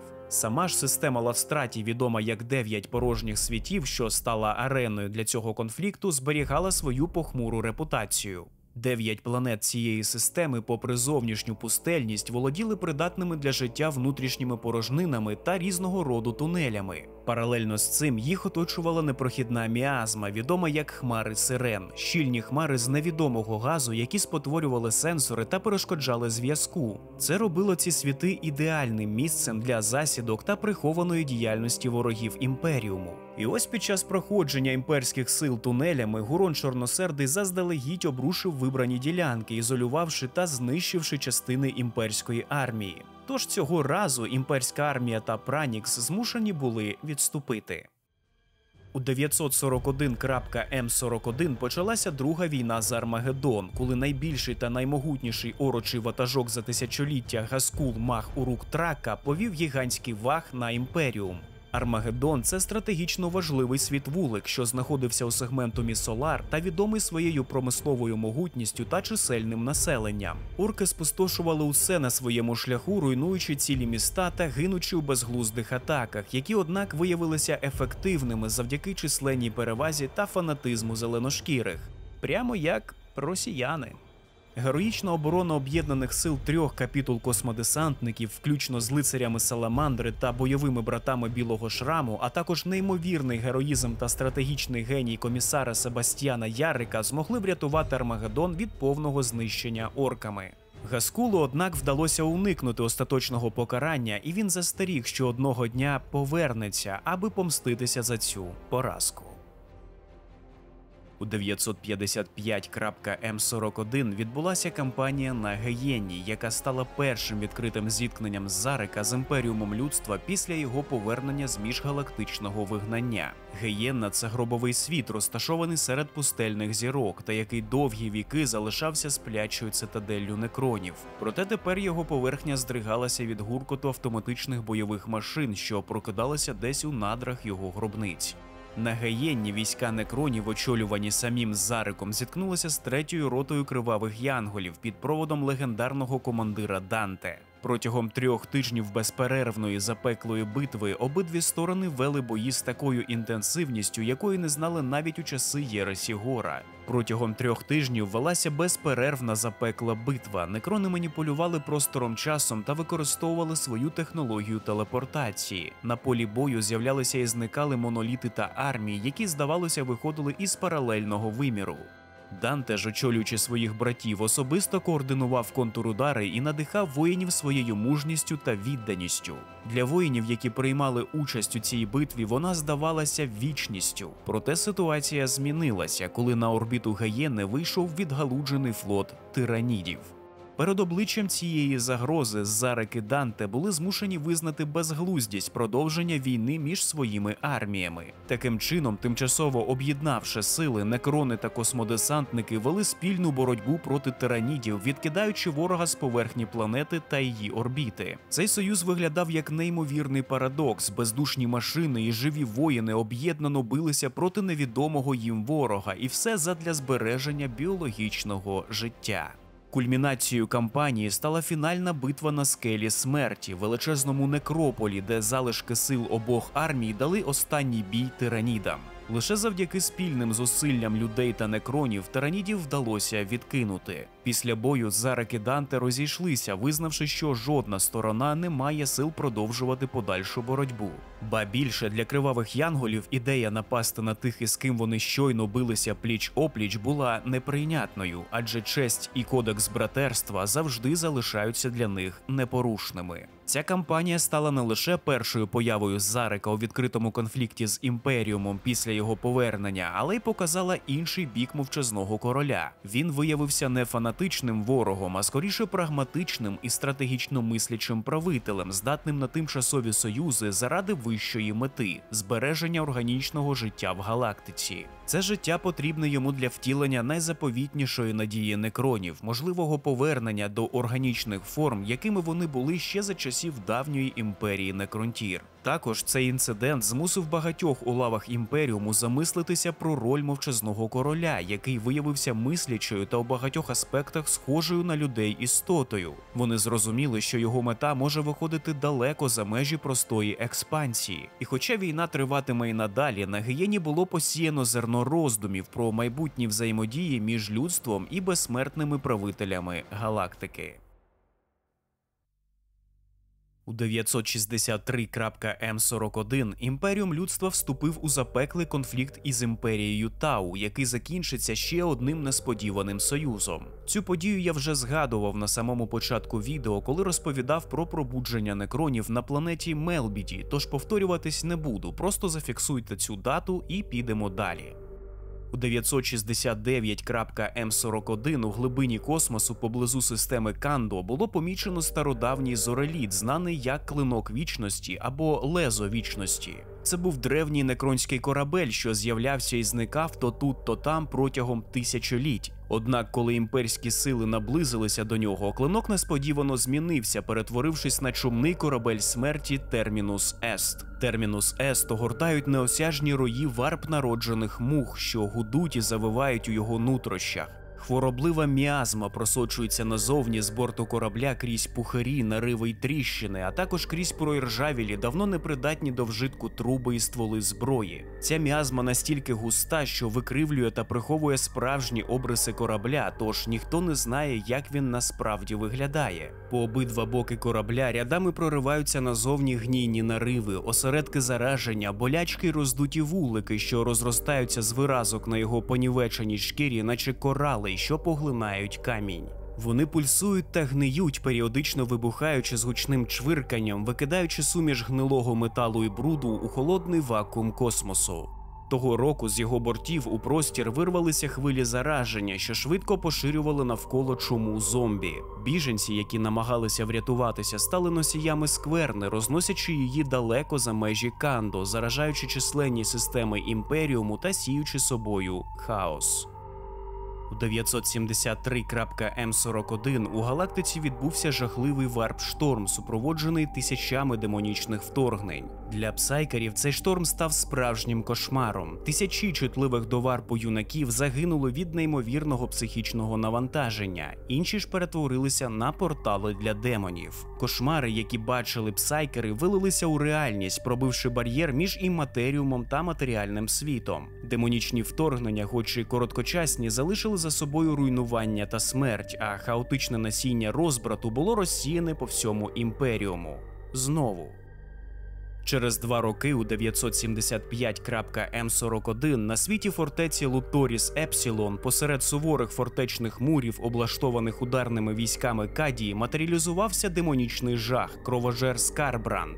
Це огидне створіння, наповнене люттю і ненавистю, принесло з собою хвилю руйнування та безумства. Його шалений гнів заразив усе навколо. Гвардійці, що ще вчора стояли пліч-опліч, тепер кидалися один на одного з криками люті, розриваючи товаришів на шматки. Укріплення Луторіса залилися кривавою рікою, що текла навіть під броньованими воротами та фортифікаціями, змішуючись із землею у кашу. Саме з тих жахливих днів Луторіс Епсілон отримав тавро прокляття і був занесений до реєстрів Інквізиції як заборонений світ, на який накладено безстроковий карантин.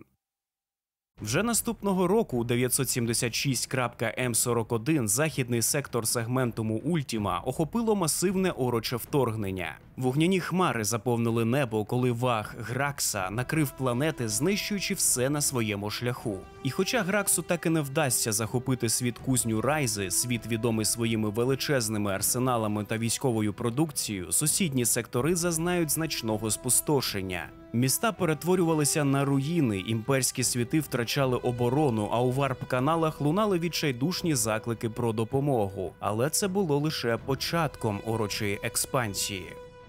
Через 13 років у 989.М41 галактику сколихнув ваг архіпідпалювача Харадонас Нагрода. Це була шалена ороча навала, що пронеслася сектором Локі. Її апогеєм став штурм світу Рінна, під час якого капітула космодесантників багряних кулаків опинилася на межі знищення. Під час цієї історії сталася іронічна подія. У вирі боїв власна ракета багряних кулаків зробила френдлі фаєр та влучила у фортецю монастир Ордену, обернувши його на попіл. Агропланету Рін було відвойовано Імперіумом лише через 2 роки у 991.М41, але втрата фортеці та загибель значної частини братів змусили багряних кулаків розпочати тривалий і болісний процес відновлення своєї капітули. У 992.М41 сили Асуріані, сподіваючись на раптову перемогу, атакували кадійські володіння на світі Оренд. Проте цього разу їхній план зазнав краху завдяки блискучій тактичній майстерності Урсакара Кріда. Крід – це легендарний воєначальник Кадії, чия стратегія змила ворога і знову довела, що Імперіум здатний дати гідну відсіч навіть найхитрішим планам Аельдарі. Наступного року у 993.М41 ультрамарини змушені були придушити повстання на індустріальному світі Іхар-4. Однак щойно повстання було подавлене, на горизонті з'явилася ще страшніша загроза. Над світами простягалися щупальця рою вулика Кракен, нової гілки тиранідів. Так почалася Друга тиранідна війна, про які ми поговоримо окремо у цьому відео. Паралельно з тим, кравцвіт Асуріані під назвою Іянден був атакований меншими відгалудженнями Кракена, перетворюючись на арену жахливого винищення. Дві капітули космодесантників, коси Імператора та Скорботники були майже повністю винищені. Сотні імперських світів були поглинуті ненаситними біомасами тиранідів, перш ніж вторгнення вдалося зупинити. Ця подія, де Калгар б'ється з легендарним володарем Рою, заслуговує на окреме 20-хвилинне відео, тож, думаю, це колись станеться. У році 997.М41 подвійні щупальця гігантського, ще більшого за Кракен Рою вулика Левіафан вдарили по серцю Імперіуму. Тіла варп-мутованої біомаси тиранідів проламували оборону сегментумів Темпестус, Ультіма та Солар. І ці події ми обговоримо у наступному розділі цього відео, а поки що підемо далі.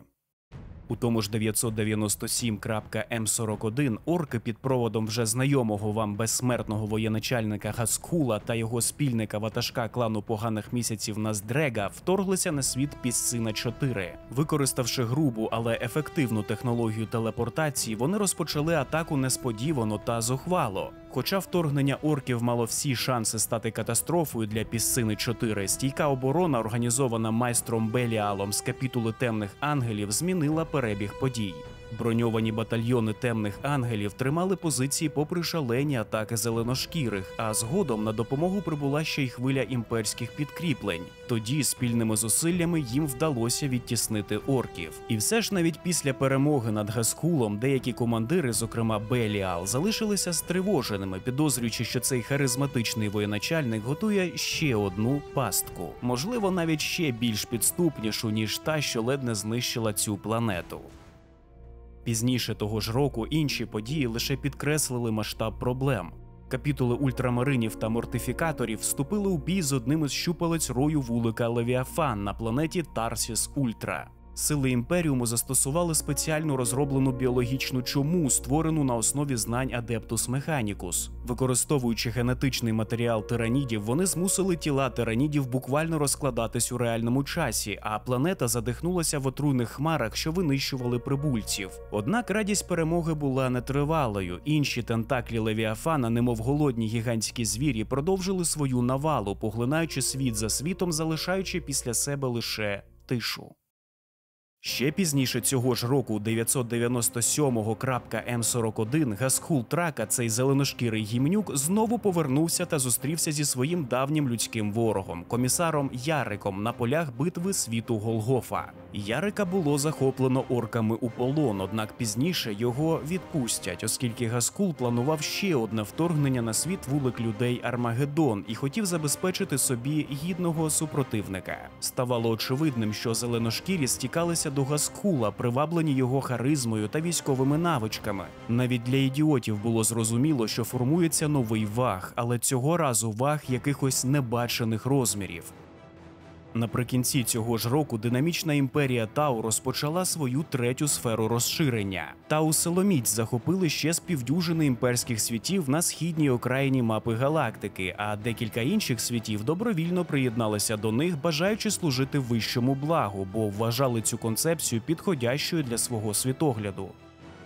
У 998.М41 Гаскул нарешті повернувся на Армагеддон для довгоочікуваного реваншу. Це була вже третя війна за Армагеддон, а Гаскул володів новим, небаченим до цього вахом. Ба більше, він удосконалив технологію телепортації, яку тестував на Пісцині-4, і розпочав кампанію нищівними перемогами над імперськими захисниками. Командири людей, навчені попередніми зіткненнями з цим хитрим ватажком орків, зібрали масивні сили та негайно направили заклики про допомогу до сусідніх капітул космодесантників, щоб ті надіслали більше підкріплень, бо орків було дохрініща. Через кілька сонячних місяців, коли війна перетворилася на виснажливу бійню, Гаскул просто просто знудився стагнацією війни і залишив своїх васалів завершувати битву. Сам він вирушив на завоювання інших світів, що були поряд, щоб хоч якось повеселитися. Його переслідували комісар Ярик і чорні хрестоносці, які дали клятву остаточно знищити або ж підкорити зухвалого психопата. Невідомо, чим все це закінчиться, бо конфлікт і досі триває. 999.М41 теж дуже насичений на події рік. Цього року Імперіум почав дійсно тріщати по швах. Цього року ненажерливий рій вулика Левіафан вторгся у величезну орочу імперію в системі Октаріус. Цей сектор, де довгі роки панували орки, тепер перетворився на арену найжорстокішої війни між двома космічними хижаками – тиранідами та зеленошкірими.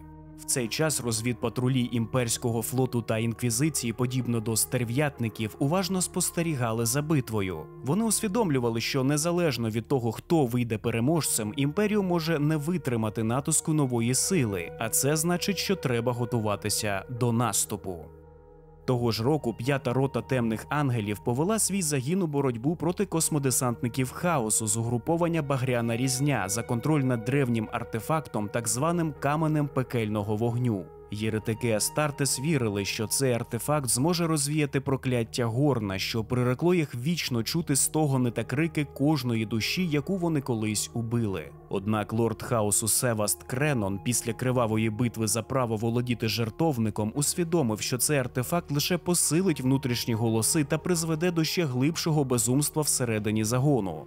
Згодом камінь пекельного вогню буде періодично зникати з матеріуму та повертатися назад приблизно раз на 40 років. Та найбільш тривожним знаком для Імперіуму стало поступове згасання світла Астрономікона. Світло, яке досі слугувало маяком для всіх зорольотів людства, тепер ледь мерехтіло. Імперські навігатори та псайкери почали відзначати збої у навігації, а перебої зв'язку з Террою стали явищем майже звичним. Одні вчені пояснювали це затримками і втратами серед чорних кораблів, що транспортували псайкерів для імператора. Інші ж з тривогою в голосі шепотіли, що це може бути знаком поступового ослаблення самого імператора та наближення останньої години людства. На цьому тлі, неначе знущаючись з Імперіуму, рейдери Друкхарі завдали зухвалого удару по велетенських стоянках імперського флоту на планеті Бакка, залишаючи беззахисними численні зоряні системи. Беззаконня та хаос у космосі з цього моменту лише посилюються.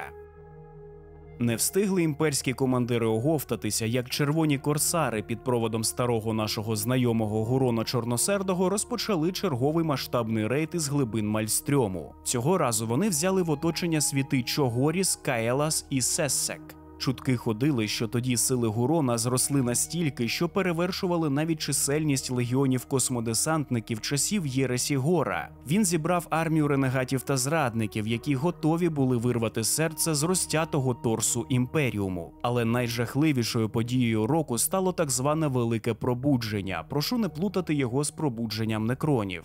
Тоді хвиля неконтрольованої псайкерської активності прокотилася Імперіумом, пробудивши латентні сили у незліченних псайкерів, навіть у тих, хто до цього вважав себе звичайною людиною. Звичайно ж, варп-шторми розійшлися з новою потужністю, відкриваючи розломи між імматеріумом та реальним світом. Тоді тисячі світів було втрачено у хаосі демонічних вторгнень, викликаних одержимими псайкерами, які ставали дверима для вторгнення демонічних орд.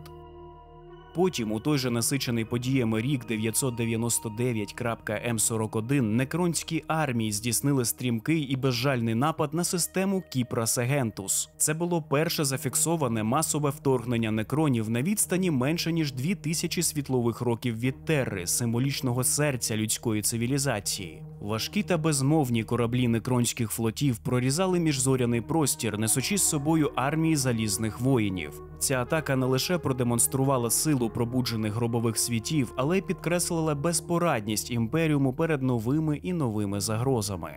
Але не варто поки що списувати людей, вони доволі вперті, коли мова йде про виживання. Тим часом того ж року 3-я рота ультрамаринів вирушила на звільнення системи Лаган від впливу Тау під час конфлікту, відомого як «Війна зростаючих синів». Висадка космодесантників на поверхню планет системи Лаган відзначалася блискавичними атаками, безжальним проривом ліній оборони Тау та ретельно спланованою зачисткою укріплень. Але іронія в тому, що попри їхню героїчну звитягу у сусідній системі Долмак всього за кілька десятків світлових років звідси, кілька ключових світів Імперіуму добровільно приєдналися до Імперії Тау без єдиного пострілу. Ця подія змусила багатьох імперських стратегів замислитися про хитрість та дипломатичну силу касти води Тау, яка вміло перетворювала ворогів на союзників за допомогою дипломатії. Далі розпочинається подія, що увійде в історію під назвою «Спустошення Октаріуського поясу». Асуріані з крафтсвітів Б'єль-Тан і Саїм-Ган здійснили блискавичні рейди на світи, розташовані навколо системи Октаріус, із метою позбавити рій вулика Левіафан життєво важливих біологічних ресурсів. Ну так, вбити все живе, щоб іншим не дісталося, ви все правильно зрозуміли. Більшість затакованих світів були під контролем орків, проте були й такі, що належали Імперіуму, і от саме людські втрати були найбільшими. Але у всесвіті Вархаммеру люди то таке, а от втрата податкових зборів, якими ці світи забезпечували Імперіум, це вже зовсім інша справа. Крім жартів, податки були життєво необхідними для підтримки воєнної машини Імперіуму в часи, коли вона цього потребувала найбільше. Таким чином, асуряні били по найвразливіших місцях і досягали неабиякого успіху.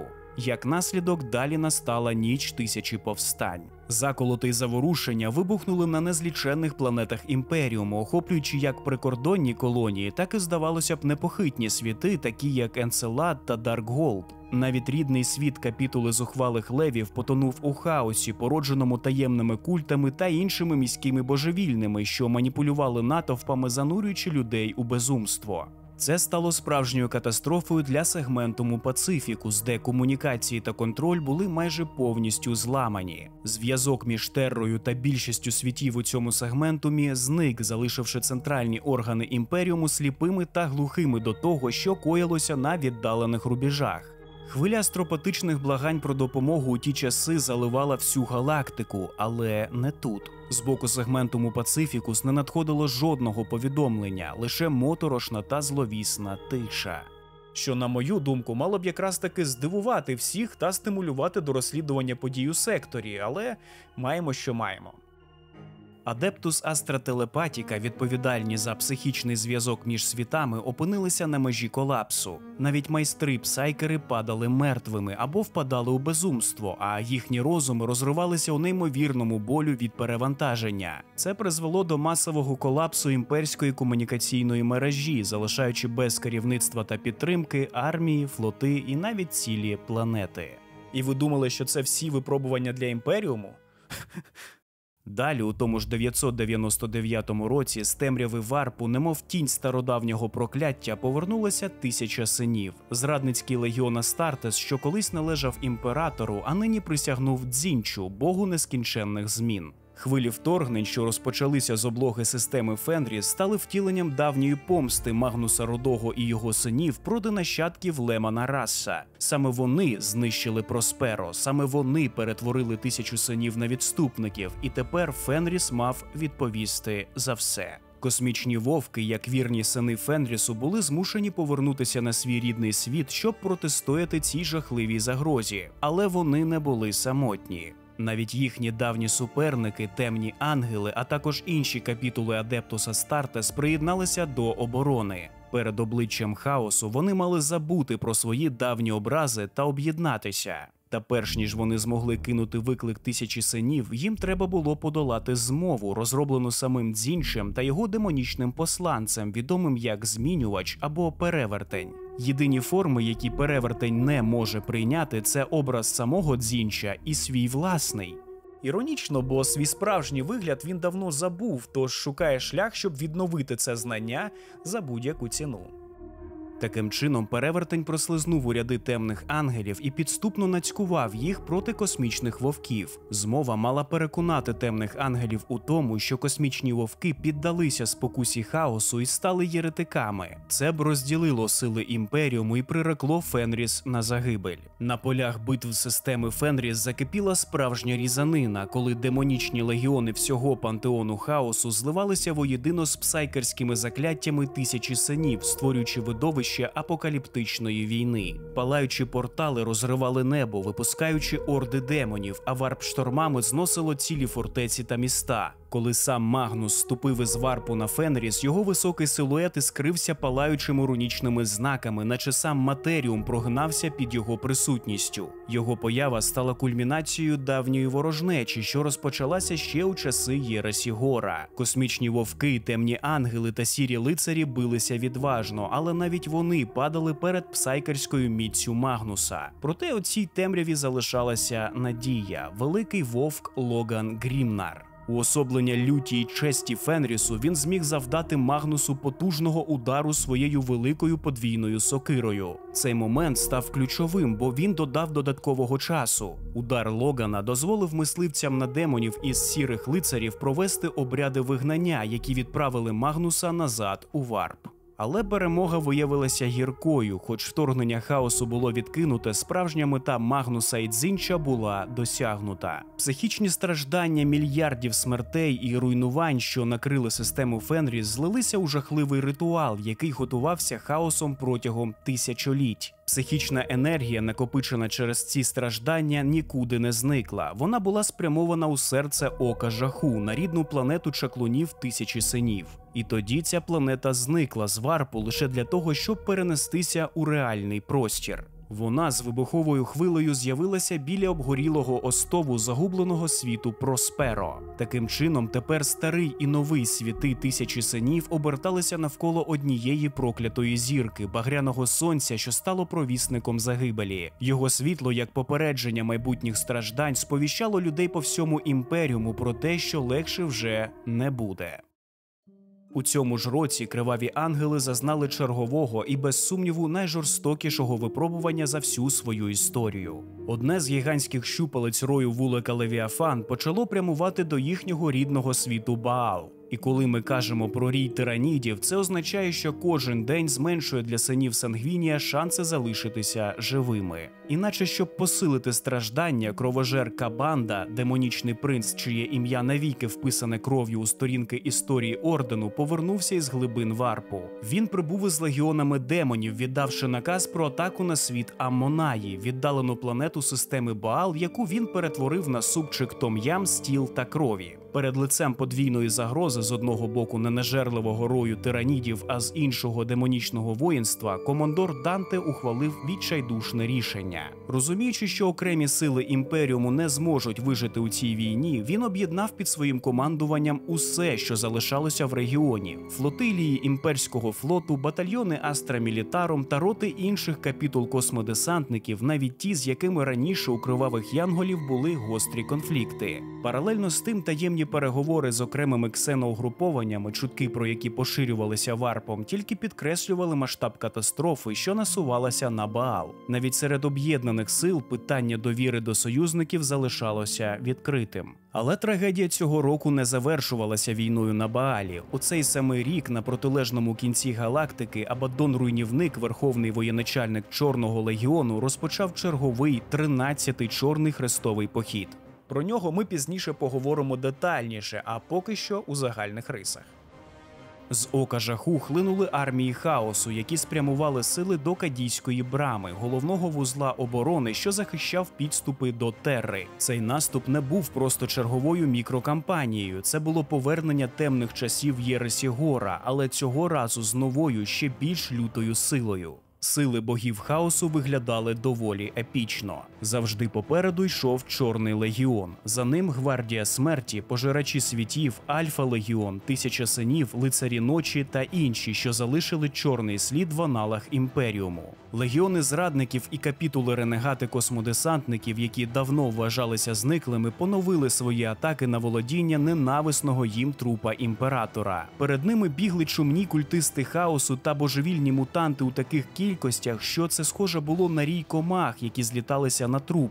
За ними височили принци демонів та інші створіння варпу, спраглі до різанини у світі смертних. Астропати по всій галактиці здригалися, відкриваючи свої розуми для прийому повідомлень, і Матеріум просто розривався від психічного болю. Але так чи інакше, Імперіум відповів централізованою мобілізацією. Цілі флоти були кинуті для оборони Кадії, а космічні фортеці перетворилися на осередки спротиву.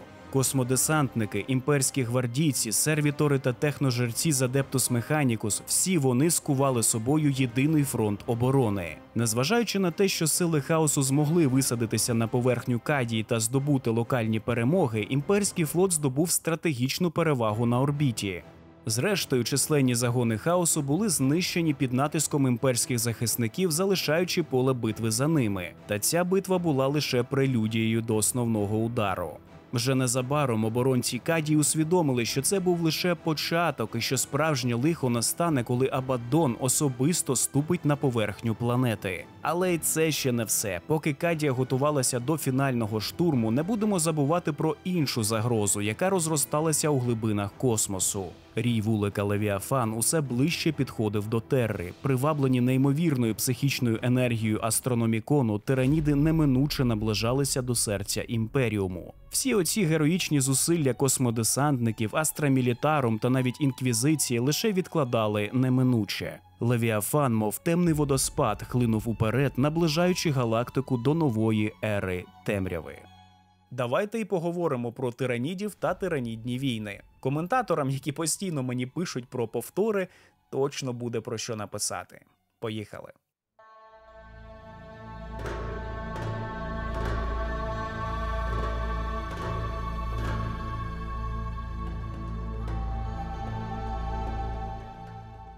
Тиранідні війни – це сукупність конфліктів, спричинених раптовим вторгненням виду тиранідів у галактику Чумацький шлях, що розпочалися у 745.М41 за імперським календарем.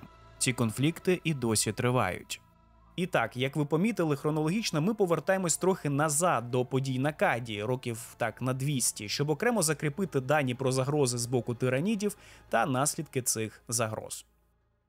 Ну і щоб ви не плутали вулики тиранідів та світи вулики людей, треба внести корективи. Світи вулики людей є найбільш густонаселеним типом планет Імперіуму. Населення цих планет настільки велике, що люди живуть у величезних міських агломераціях. Це грандіозні, самодостатні багатошарові споруди, що здіймаються високо в небо, кожна з яких вміщає мільярди осіб. Є чутки, що більшість людей на таких світах ніколи не бачили сонця. Ну а вулики тиранідів – це те, що ви собі уявляєте, коли бачите рій бджіл чи якихось інших комах. Ну це якщо простими словами. Поява тиранідів для людства була немов зіткненням із чимось чужим за своєю сутністю, бо ці істоти не народилися у нашій галактиці. Усі свідчення вказують на те, що вони прибули здалеку, з простору за межами Чумацького шляху. Про їхнє справжнє походження нічого не відомо. Можливо, вони знищили рідну галактику, висмоктавши з неї всі ресурси, а можливо, їх щось звідти прогнало. Щось ще більше, перед чим навіть тираніди були змушені відступити. Але факт залишається фактом. У галактиці, де править імперіум людства та воюють безліч раз, з'явився новий ворог, якому не можна протистояти традиційними методами та з яким неможливо домовитися. Основна відмінність тиранідів полягає у тому, що вони не є цивілізацією у звичному сенсі цього слова. Вони є живою екосистемою, яку об'єднує єдина свідомість – розум вулика. Кожна біоформа від дрібного розвідника до гігантського біокорабля є лише клітиною цього колективного організму. Розум вулика не знає жалю, не знає сумнівів чи бажань. Він мислить як єдине велике тіло, а мільярди його створінь діють як пальці чи, скажімо, м'язи цього тіла. Його присутність відчувається навіть у варпі. Псайкери говорять про так звану тінь вулика, яка глушить їхні здібності, позбавляє ясновидіння та змушує відчувати паралізуючий жах. Це поле розуму відсікає їх від імматеріуму і робить цілі світи беззахисними перед новими вторгненнями.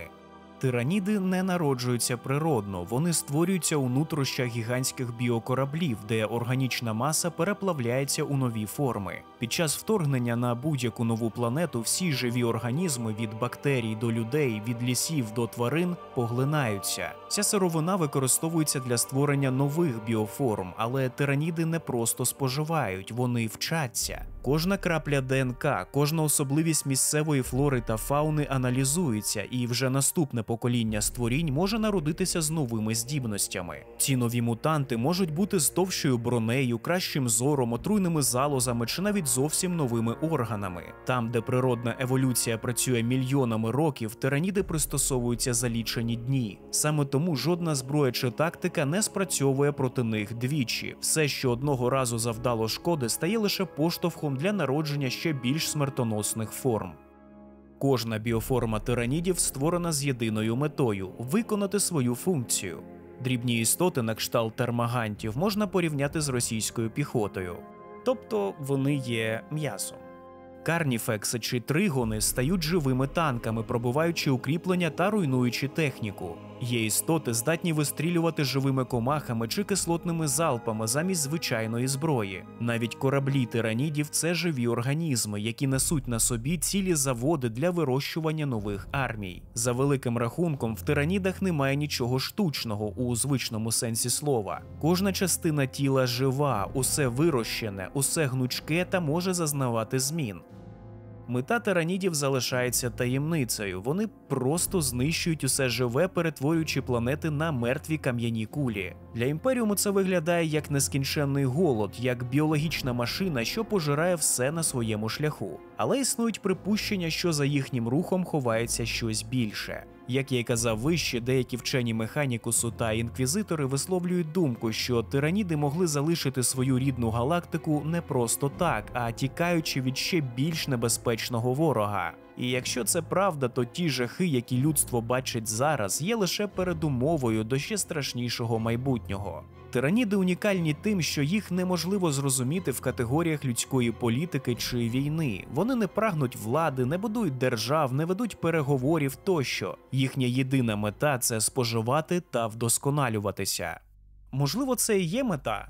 Вдосконалити себе настільки, щоб мати змогу боротися з тим, що за ними женеться. Про це, мабуть, теж треба окреме відео, а зараз поговоримо про вулики.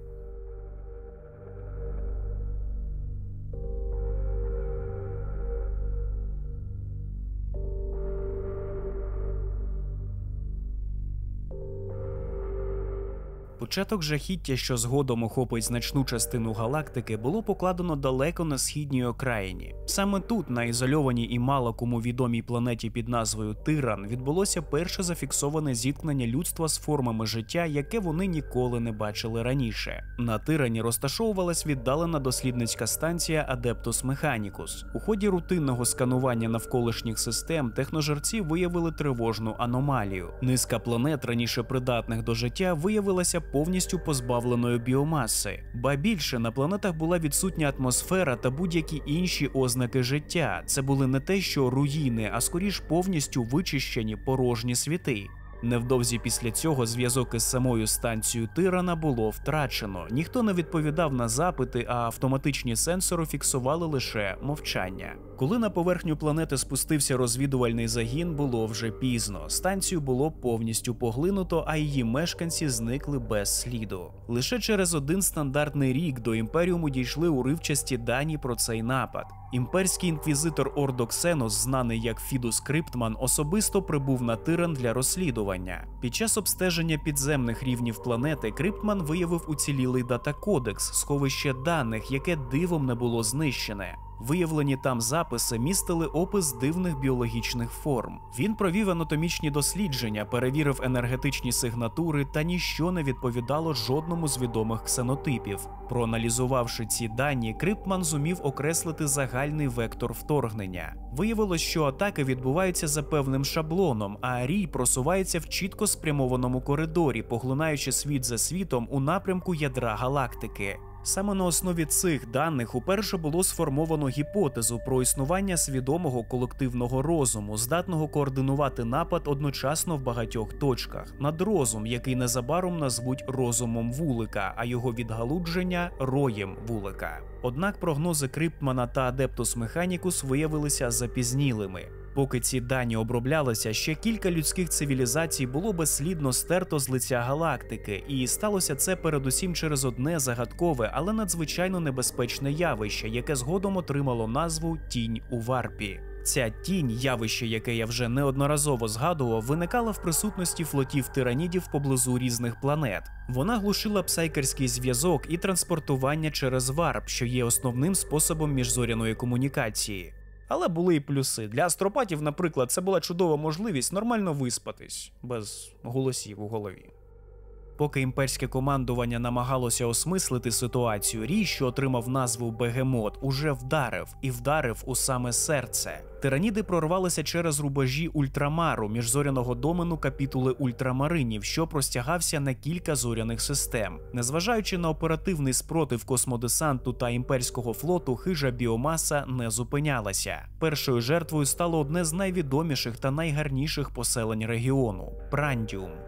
Цей світ-сад, знаний як перлина Ультрамару, був оазисом життя, процвітання та архітектурної гармонії, прикладом ідеального людського світу. Але в очах Рою це був лише смачний шмат біомаси. Бегемот просто зжер Прандіум. Зрештою, магістр капітули Марней Калгар зібрав усі сили ультрамаринів для останньої відчайдушної спроби захистити свій рідний світ – Макрак. Рій-вулик Бегемот вже поглинав околиці, і падіння головної планети Ультрамару стало б катастрофою не лише для капітули, а й для всього сектору. Під час жорстокої битви, що тривала і в космосі, і на поверхні, за допомогою об'єднаної бойової флотилії Бакки, Рій було зрештою знищено. Тоді був втрачений величезний лінкор класу Імператор під назвою Домінус Астра, але це не головне. Вся перша ветеранська рота ультрамаринів була знищена. Рота елітних братів, які загинули в героїчному останньому бою, стримуючи хвилі тиранідів у північній полярній фортеці Макрага.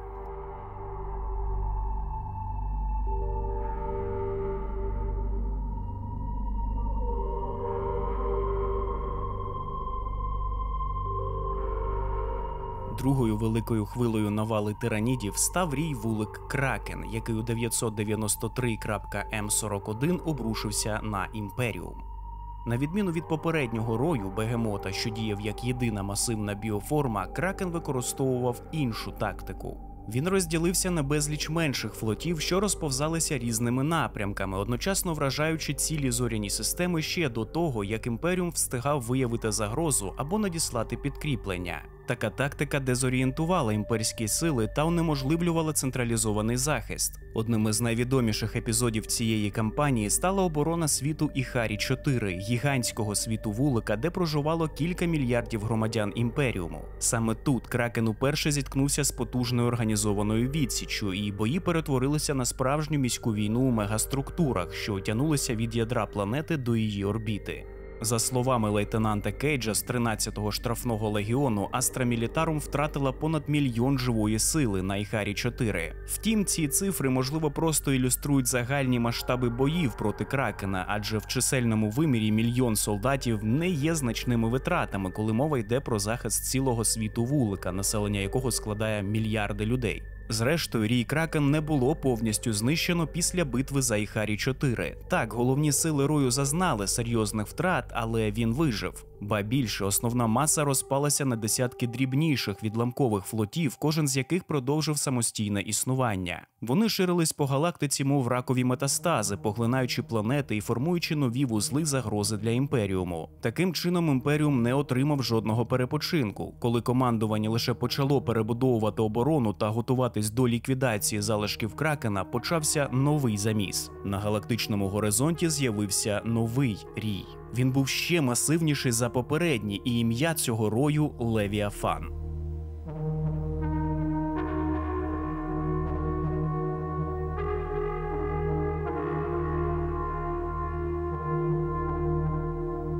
Третя і, без сумніву, найбільша хвиля атак тиранідів, а саме рій вулик Левіафан, з'явився з іншого плана галактики, можна сказати, з паралельного шару Всесвіту, та розпочав наступ на імперіум людства з двох напрямків, відрізаючи одна від одної частини імперських підкріплень.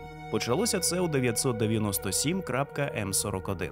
Щоб виграти хоч трохи часу, інквізитор Фідус Криптман з Ордо Ксенос запропонував ризикований, скажімо так, маневр. Суть його полягала в тому, щоб перенаправити частину рою на сектор Октаріус, регіон, що перебував під контролем доволі потужної Орочої імперії. Ідея була простою – зіштовхнути двох ворогів людей між собою і тим самим дати імперіуму змогу перегрупувати сили. Доволі розумний крок, на мою думку. Цей план частково спрацював. Тираніди дійсно вступили у затяжний конфлікт із орками, який згодом стане відомим як Октаріуська війна. Орки, як завжди, билися з шаленою жорстокістю, бо для них це взагалі якийсь рофл, і таким чином ціла купа біоформ рою була знищена. А паралельно з тим, протягом кількох стандартних років Імперіум мав змогу зміцнювати фронт, спостерігаючи за цим жабогадюкінгом. Проте тираніди адаптувались, засвоївши орочу ДНК, агресивну, непередбачувану, схильну до неконтрольованого росту, рій почав мутувати. Еволюція, пришвидшена війною, створила нові, ще небезпечніші біоформи тиранідів, і те, що мало стати пасткою, перетворилося на каталізатор нової, ще страшнішої загрози. Але й на цьому жахи не завершились. Рій вулик Левіафан розпочав своє вторгнення приблизно в той самий час, коли залишки рою Кракен усе ще діяли по інші боки галактики. Уламкові флоти Кракена не лише продовжували пожирати окремі світи, а й активно провокували повстання культів генокрадів, паразитичних сект, що виростали на декількох імперських планетах. Вони підіймали заколоти саме тоді, коли рій наближався до планети. Таким чином, Імперіум був змушений вести війну на два фронти – зовнішній проти навали з космосу і внутрішній проти генократських зрадників, які відкривали ворогові ворота зсередини, наче троянський кінь, задовольняючи бажання великого пожирача. Можна порівняти ці нові рої з Бегемотом, який залишався єдиним роєм тиранідів, що не поділив свою масу на різні щупальця з уламками флотів. Саме через те, що він залишився монолітним, він зазнав серйозних втрат через відсутність стратегічного мислення.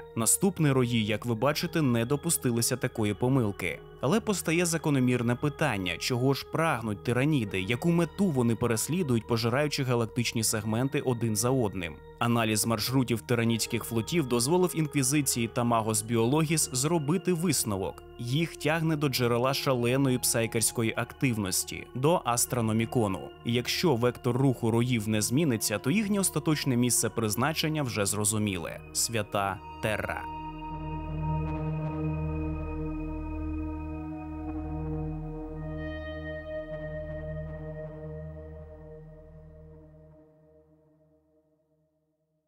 Тепер я хочу детальніше поговорити про 13-й чорний хрестовий похід Абаддона. Він має тут бути, бо має всередині себе доволі багато замісів, про які варто згадати. 13-й чорний хрестовий похід очолив Абаддон-руйнівник, лорд Хаосу та колишній перший капітан легіону Синів Гора, нині переродженого в Чорний легіон. Після тисячоліть підготовки та безлічі невдалих вторгнень він нарешті почав свій великий похід. Цей похід розпочався з грандіозного прориву з Ока Жаху. Під проводом Абаддона легіони зрадників розграбували сотні світів, поглинаючи їхню силу та підкорюючи демонів і закликаючи з варпу усе нові й нові полчища зрадників. Окрім того, боги хаосу були на його боці. Кульмінацією цієї навали став масований наступ хаосу через Кадійську браму. Цей регіон був стратегічним бастіоном оборони людства протягом 10 тисячоліть, і саме він став першою ціллю Абаддона. Кінцева мета була зрозуміла – пробити шлях до Святої Терри, дістатися Золотого Трону та завершити давню війну між легіонами, скинувши мертвого бога.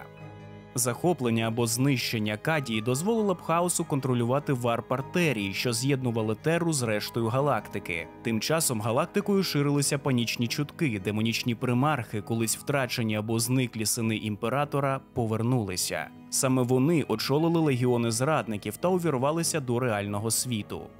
Потік сил хаосу здавався нескінченним, і хоча Імперіум боровся люто, його удари лише уповільнювали навалу, а не зупиняли її. Усі головні капітули людства були мобілізовані – чорні хрестоносці, імперські кулаки, темні ангели, космічні вовки – усі ці славні воїни Адептус Астартес вирушили захищати Кадію. Але цього виявилося недостатньо. Абаддон, прибувши з наступною хвилею Чорного флоту, особисто очолив новий етап штурму. Сили, які він привів з собою, перевершували все, що Імперіум мав на своїх оборонних лініях. Імперські сили, навіть враховуючи всі капітули Астартес, здавалися жартом у порівнянні з тим, що мав на своєму боці хаос. Так як у нас тут не Дізней, дива не сталося, перша лінія оборони Кадії пала. Та навіть у момент загибелі захисники Кадії не здались. Лорд Кастелян Урсаркар Кріт, легендарний стратег Кадії і жива свята Селестіна організували останній контрудар, який тимчасово затримав напад Абаддона. Головна ціль хаосу – побачити падіння Кадії – виявилась під загрозою зриву. У відповідь на це Абаддон витяг свою найстрашнішу карту – одну з чорнокам'яних фортець, здобутих під час готичних війн. Цю фортецю, відому під назвою Воля Вічності, було виведено на орбіту Кадії. Її головна зброя, варп-гармата нечуваної сили, мала знищити усе живе на планеті одним пострілом. Але ця атака не пройшла без опору. На захист вирушила Фаланкс – гігантська мобільна зоряна фортеця імперських кулаків. У відчайдушному маневрі вона вступила у битву з Волею Вічності та знищила її до того, як було здійснено вирішальний постріл. Цим вчинком було врятовано мільйони життів на Кадії. Проте втрати були колосальними. Хоча Фаланкс знищив чорнокам'яну фортецю, уламки цієї демонічної конструкції нікуди не ділися, як і гравітація. Гігантські фрагменти зруйнованої фортеці, перетворені на штучні метеорити, з шаленою швидкістю були притягнуті планетою та обрушились на Кадію. Сотні тисяч захисників, які ще тримали позиції на континентах планети, загинули в момент зіткнення. Кінетичний удар, еквівалентний повномасштабному орбітальному бомбардуванню, розірвав фронти, укріплення та знищив системи постачання. І знову ніякого дива не сталося. Кадія пала.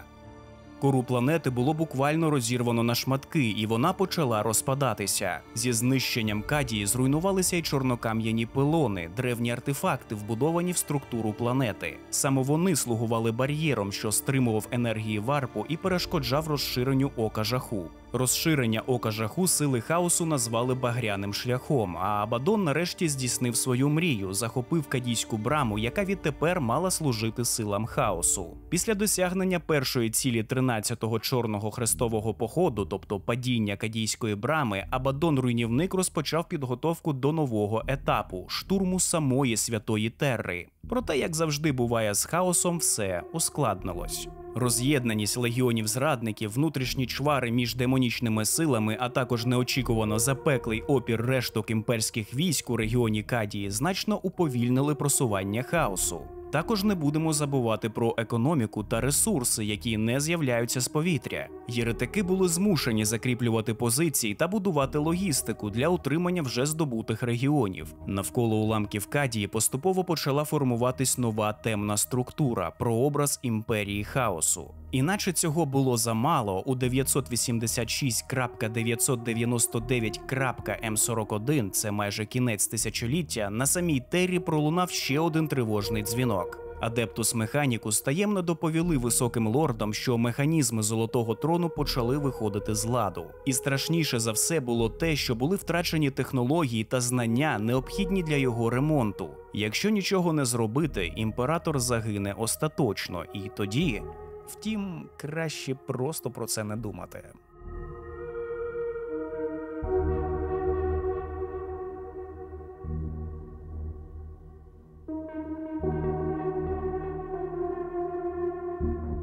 Поки імперіум людства боровся з катастрофічним наступом Абаддона, імперія Тау не втратила нагоди скористатися цим хаосом. Коли головні сили імперіуму були перекинуті до сегментуму Обскурус для оборони Кадійської брами, Тау розпочали власний наступ на східній окраїні мапи галактики. Цей напад вони назвали третьою сферою розширення. Агресивний етап експансії Тау охопив багато нових систем і призвів до серії масштабних бойових дій. Згодом ці дії імперські історіографи класифікують як три окремі кампанії – кампанію Зейст, кампанію Префектія та другу кампанію на Агрелані. В кожній з них Тау демонстрували свою звичну тактику високотехнологічного наступу, своєрідне об'єднання дипломатії з воєнною силою та використання модернізованої зброї дальнього бою. Ці конфлікти призвели до тяжких втрат з обох боків. Імперіум, хоч і знекровлений війною з хаосом, намагався стримати поширення ксеносів, а Тау поступово розширювали контроль над новими регіонами, поширюючи ідеали вищого блага серед відсталих людських колоній. Кульмінацією цього протистояння стала друга кампанія на Агрелані, яка завершилася застосуванням екстермінатусу з боку Імперіуму. Ціллю став один із септ-світів Тау – затока Муггулат. Зброя Механікус виявилася набагато грізнішою, ніж спочатку вважали. Лише одне місто, Ловаш-Тау, було врятоване від вогню завдяки захисному куполу щиту. Ті, хто вижили, опинилися перед тривожною реальністю. Вони, можливо, ніколи вже не зможуть повернутися до імперії Тау. Затоку Муггулат довелося покинути, адже весь залив Дамокла був охоплений полум'ям, відрізавши імперіум людства від імперії Тау. Ті, хто вижив у затоці, спробували втекти, але були перехоплені командиром Щурстрайком. Щурстрайк зумів знищити більшість повстанців Тау, проте деяким все ж вдалося вирватися. Цей крок тимчасово зупинить експансію Тау, змусивши їх переглянути свої подальші плани.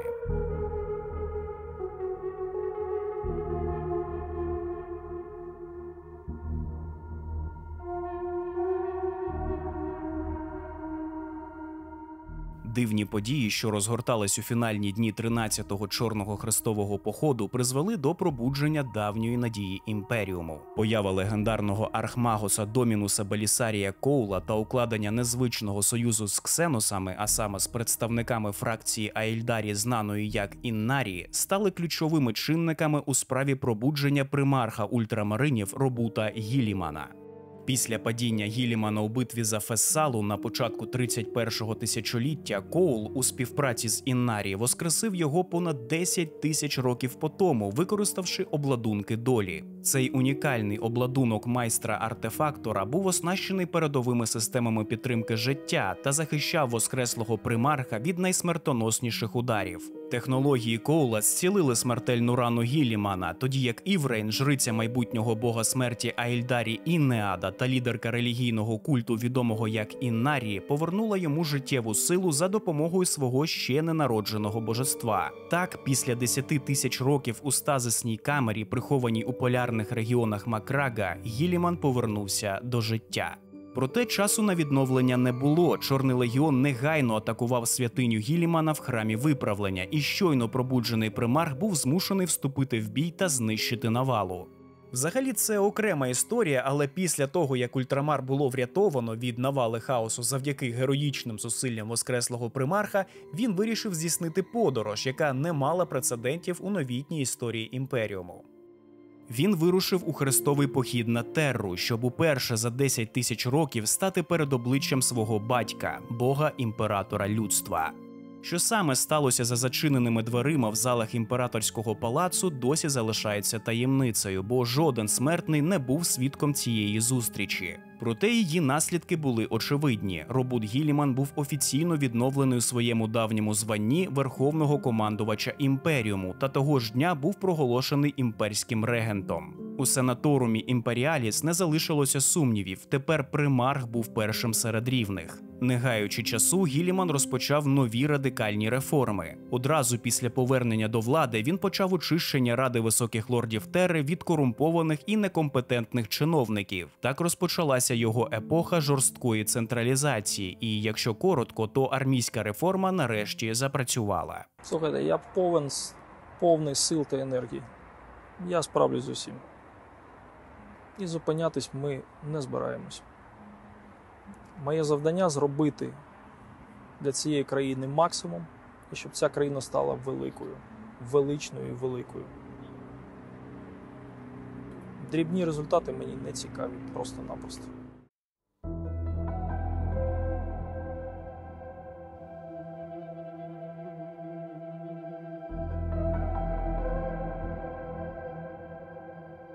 Падіння Кадії стало не лише воєнною поразкою. Наслідки прориву сил хаосу були настільки масштабними, що сама реальність розірвалася. Величезна тріщина у тканині простору часу, що виникла внаслідок руйнування чорнокам'яних пилонів, проклала шлях для утворення нового галактичного розлому. Від аномалії Гейдекс у центрі розлому Джеріхо на східній окраїні до далеких західних систем сегменту Обскурус галактику розірвало навпіл. Із цієї діри в просторі часі вирвалися варп-шторми небачених з часів епохи розбрату розмірів та сили, повністю відрізавши північну частину мапи галактики від Терри. Початковий період цієї епохи отримав назву Noctis Aeterna, що перекладається з неоготики як «Вічна ніч». Це був справжній апокаліпсис. Варп-подорожі стали неможливими, а астропатичний зв'язок майже повністю зник. Цілі сектори залишилися в глухій та повній ізоляції. Імперіум розпадався, але цього разу не від мечів та полум'я війни, а від тиші. Сотні імперських світів один за одним падали під нестерпним тиском сил хаосу, що ринули з варпу після падіння Кадії. У центрі цієї катастрофи утворився великий розлом. Це пульсуюча колосальна рана в самій структурі реальності, відома як Cicatrix Maledictum. Цей розлом розповзався з неймовірною швидкістю, перетворюючи небо на палаючу завісу. Вуаль, яка поглинула мільйони зірок і позбавила безліч систем доступу до світла астрономікону.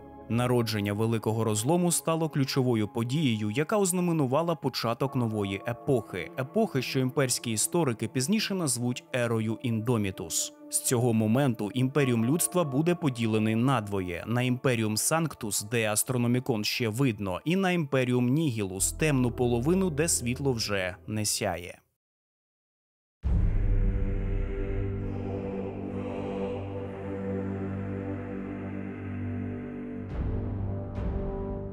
Психічне пробудження, також відоме серед простолюду як епоха відьом, це термін, яким описують одне з найважливіших і найнебезпечніших явищ ери Індомітус. Воно стало прямим наслідком народження Cicatrix Maledictum. Після його появи рівень психічної активності у всьому чумацькому шляху стрімко підвищився, спричинивши справжній сплеск проявів варпу в реальному просторі. Кількість нових псайкерів зросла в десятки разів. Багато з них народжувались із неконтрольованими здібностями, які загрожували як самим обдарованим, так і всьому, що їх оточувало. Водночас ті, хто вже мав психічний дар, відчули раптове посилення власних здібностей.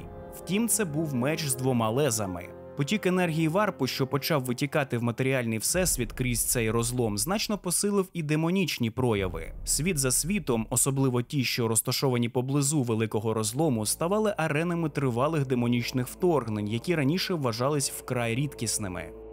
Не лише хаос скористався психічним пробудженням. Крафтсвіти Аельдарі зафіксували небувале зростання своїх власних псайкерських можливостей. Паралельно з ними серед людства почали з'являтися так звані чудесні феномени – релігійно забарвлені псайкерські прояви, які супроводжували поклоніння імператору як богу. Так, знову. Таким чином, психічне пробудження стало і благословенням, і прокляттям водночас. З одного боку, воно значно ускладнило просування сил хаосу в реальний простір після їхніх перемог у 13-му Чорному Хрестовому поході. З іншого, самі тіні варпу лише посилили свою присутність. За великим рахунком, усе залежало від того, в чиїх руках опинялася нова хвиля сили. Але що ж це за так звані чудесні псайкерські феномени, які стали масово фіксуватись після появи Cicatrix Maledictum? На світах, які пали під натиском темних богів, усе частіше надходили повідомлення про чудеса, спалахи надприродної сили, які виходили від осіб, що раніше ніколи не проявляли жодних псайкерських ознак. Звичайні громадяни, захисники, біженці, торгаші, вони раптово вивільняли хвилі чистої сили, здатної рятувати, зцілювати або навпаки спопеляти ворогів. Це явище особливо часто фіксувалося серед служителів бога-імператора, зокрема сестер битви Адепта Сорорітас. Їхня фанатична віра, здавалось, більше не була просто духовною силою. Тепер вона могла проявлятися у вигляді видимих фізичних феноменів. Це виглядало як божественне втручання, але за своєю природою залишалося проявом психічної сили, спричиненої варпом. Ну і як ви зрозуміли, для сторонніх спостерігачів з вулиці це виглядало як чудо. Звідси й назва. Ще більш цікавою є загальногалактична природа цього ефекту. Річ у тому, що псайкерське пробудження зачепило буквально всі фракції. Для одних це стало перешкодою, для інших – перевагою. Все залежало від духовного клімату, вірувань, культури та від того, чи готова була фракція прийняти цю силу, а не бачити в ній загрозу.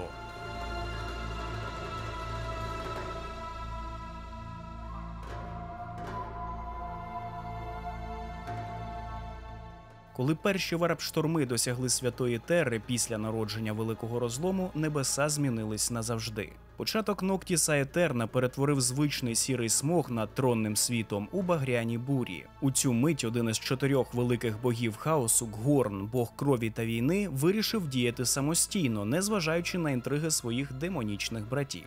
Жадаючи особистої слави та прагнучи довести свою перевагу в епоху, коли міць хаосу зростала з кожним днем, Ггорн кинув виклик самій Террі. Він наказав своїм силам атакувати не окраїни, не віддалені світи, а саме серце Імперіуму. Із кривавих хмар над планетою почали спускатися цілі армії. 88 когорт демонічних кривавих легіонів висадились безпосередньо перед Левовою брамою, головним входом до імператорського палацу.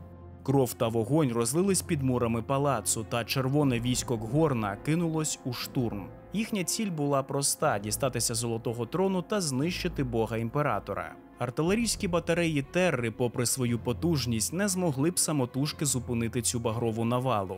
Під командуванням воскреслого примарха Робута Гілімана в атаку вирушили космодесантники Примаріс, Адептус Кустодес, тобто Золота гвардія імператора, та Сестри Тиші. Ці 3 сили, що ніколи раніше не билися разом, об'єдналися під одним стягом, та у кривавому бою вони зупинили демонічний штурм. Левова брама вистояла, а Золотий Трон залишився недоторканим. Так, демонічну навалу Ггорна вдалося зупинити, проте були і наслідки. Високі лорди Терри, попри перемогу, були шоковані зухвалістю та люттю супротивника. Столиця людства, яка тисячоліттями вважалася неприступною, виявилася вразливою. Без променів астрономікону, що згас через Сікатрікс Меледіктум, системи захисту не працювали належним чином. Та й взагалі, хто міг уявити, що вперше за багато тисячоліть хаос торкнеться самої поверхні Святої Терри? Коли обпалені та знекровлені залишки військ Ггорна відступили назад у царство хаосу, на них чекав сюрприз. Сам Ггорн, бог крові, війни та гніву, зустрів поразку як особисту образу. Його мідна фортеця затремтіла. Спалах його гніву був настільки нестерпним, що 8 кровожерів, найвищих командирів, які вели наступ на Терру, були знищені. Кожен із кровожерів був уособленням абсолютної бойової люті, ненависті, насильства та нескінченних вбивств. І кожен із них був достатньо сильним, аби самотужки знищувати цілі армії. Проте я впевнений, що кожен з вас зрозумів, що це був не надто розумний крок. Для божества, що цінує силу та перемогу, знищити своїх найкращих воїнів – це не стратегія, це поразка та звичайний дитячий гнів.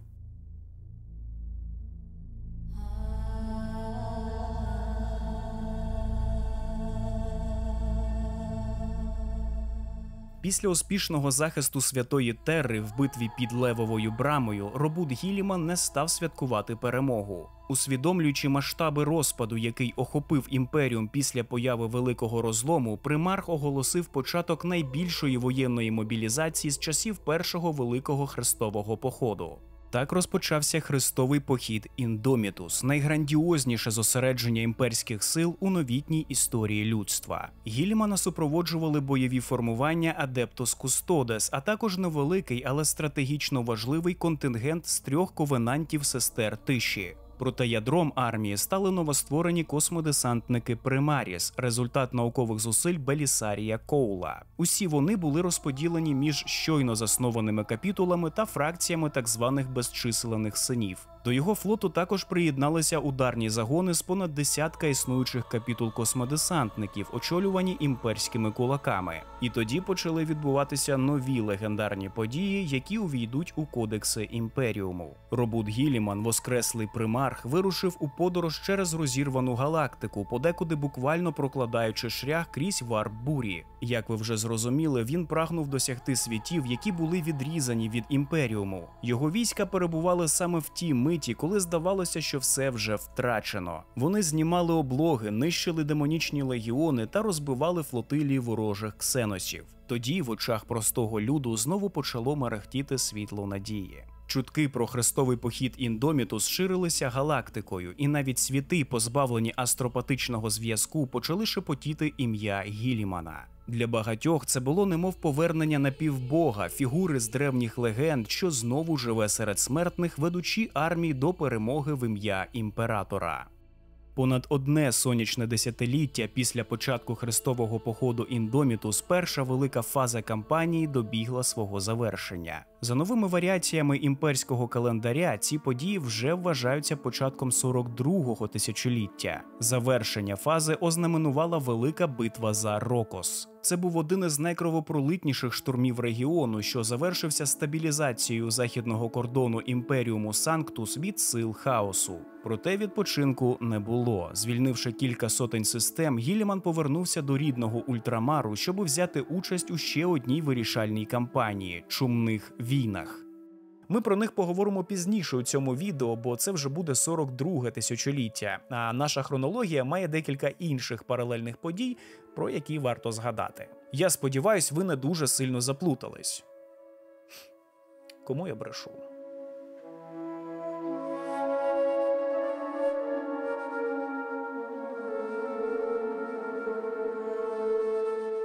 Приблизно у ті самі часи, коли почався хрестовий похід Індомітус, відбулася ще одна цікава подія. Після героїчної самопожертви світів системи Криптус, які були навмисне знищені, щоб уповільнити та відтягнути перший натиск Рою на систему Баал, сам Баал, рідний світ кривавих ангелів, опинився під прямою загрозою. На нього насувався Левіафан.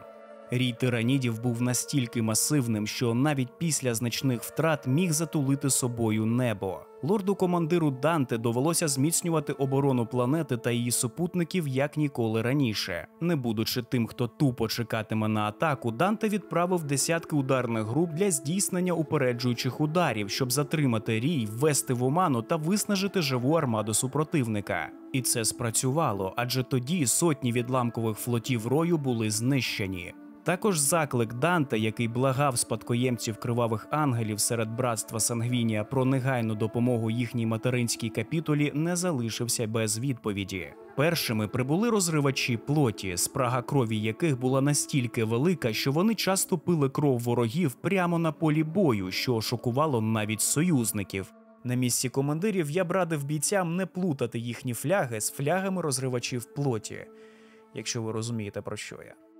Урешті-решт на заклик лорда-командора Данте відгукнулися всі лояльні капітули спадкоємиці кривавих ангелів, усі окрім мовчазних скорботників. Навіть лицарі крові, давні побратими, які були офіційно визнані високими лордами Тери вигнанцями та зрадниками, проігнорували свою анафему та прибули на Баал, щоб разом зі своїми генетичними братами повстати проти навали ксеносів. Проте навіть цього не вистачило. Рій вулика Левіафан змінився. Він вчився на своїх помилках. Біомаса тиранідів пристосовувалася до імперської зброї, тактик і навіть умов місцевого клімату. А як ми всі знаємо, не існує стратегії, яка б спрацювала проти них двічі. І коли Рій почав атаку у повну силу, він почав поглинати усе. Цілі світи навколо Баалу, агропланети, індустріальні форпости, храмові станції перетворювалися на пил. Лише Баал і його два супутники ще трималися. Перші 19 хвиль тиранідів обрушилися на укріплення кривавих ангелів та їхніх союзників. Кожна з хвиль була більшою за попередню, але їх зупинили. Кров і сталь не здалися, воїни гинули тисячами, але зупинили. 5 магістрів капітул полягли у бою, стоячи пліч-опліч з простими воїнами. 3 з них загинули лише в одному бою у битві за купол ангелів, коли священне місце, що стало проклятим. Земля там була настільки просякнута кров'ю, що техножерці не могли знайти чистого уламка скелі. Тираніди почали процес захоплення всієї біомаси Баалу та його супутників, поглинаючи навіть опромінені радіацією пустелі Баалу Секундуса. Із зруйнованою обороною та спустошеними супутниками рештки космодесантників відступили до руїн фортеці монастиря Кривавих Ангелів. Там вони готувалися до останнього бою, адже нова хвиля ксеносів стрімко наближалася. Здавалося, що загибель нарешті дістанеться і синів Сангвінія. Але приблизно у цей момент великий розлом розірвав галактику навпіл після падіння Кадії, і систему Баал охопили ефірні бурі. Атака Левіафану зупинилася.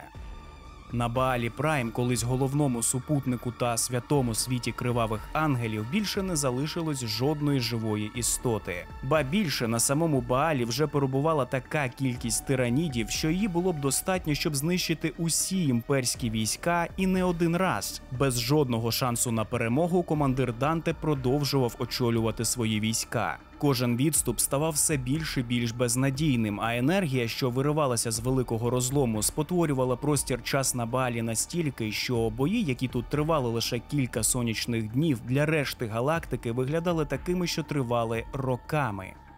Коли останній периметр був прорваний, небеса раптом змінилися, та зірки знову з'явилися на небі. Поглянувши вгору, тираніди на поверхні Баалу спробували встановити контакт зі своїм роєм, але він зник. Натомість на місці рою з'явилося підкріплення у вигляді цілого імперського флоту. Саме так, немов ангел помсти, прибув Робут Гіліман зі своїм хрестовим походом Індомітус.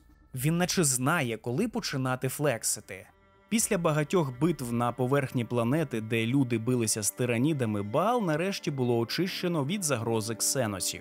Почалася велика відбудова як світу, так і капітули, адже криваві ангели та їхні капітули-спадкоємниці були вкрай потрібні в ослабленому імперіумі.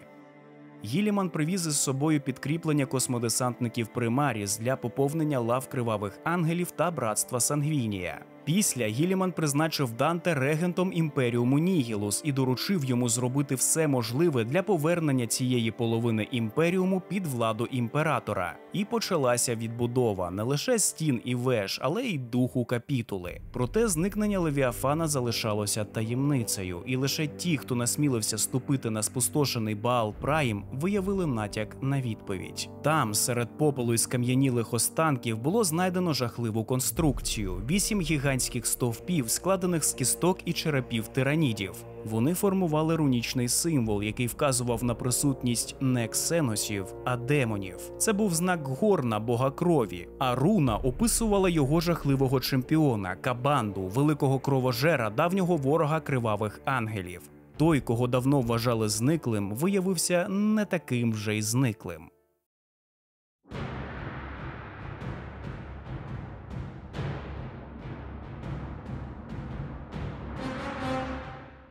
Початок Четвертої тиранідної війни припав на найтемніші роки ери Індомітус, коли галактика розривалась між хвилями варпу та натиском хаосу. Саме в цей момент, коли більшість бойових сил Імперіуму була розсіяна або поглинута боротьбою за виживання на фронтах хрестового походу Індомітус, рій вулик Левіафан, наймасштабніший і найрозумніший серед них, завдав нового нищівного удару. Його ціллю стали західні рубежі сегментуму Пацифікус, регіону, який, попри свою стратегічну важливість, залишався менш укріпленим у порівнянні з зонами навколо Терри чи тієї ж Кадії. Левіафан вдарив скоординовано, спрямувавши одразу 3 щупальця – Наутілон, Прометор та Гренділус – з різних напрямків, а подекуди й з різних прошарків реальності. Тираніди били по слабких місцях, залишеним після виникнення Сікатрікс Маледіктум, і немов паразити прослизали у реальний світ. 2 головні щупальця прямували до серця Імперіуму, сегментуму Солар, намагаючись прорватися до самої Терри. А так як на перших етапах війни Імперіум виявився зовсім не готовим до цієї сутички, у багатьох секторах першими відповідали не регулярні сили, а місцеві ТРО. До них долучалися інквізитори та окремі капітули космодесанту, що діяли ізольовано. Так почалася нова фаза протистояння – галактична боротьба за виживання перед обличчям незмінної, жахливої волі тиранічського розуму. Ця війна триває і досі.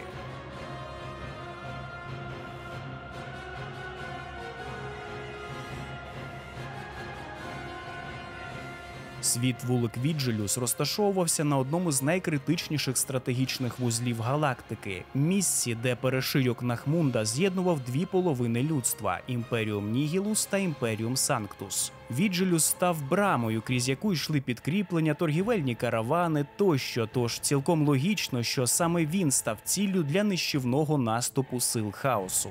Абаддон почав чергову велику кампанію з метою знищити цей світ і остаточно розірвати зв'язок між частинами Імперіуму, і саме ці події отримали назву «Війна звірів». У відповідь Імперіум кинув у бій все, що мав, бо втрата Віджилюса – це критична поразка глобального рівня. Вони надіслали кілька капітул космодесантників, об'єднаних під проводом магістра ультрамаринів Марнея Калгара.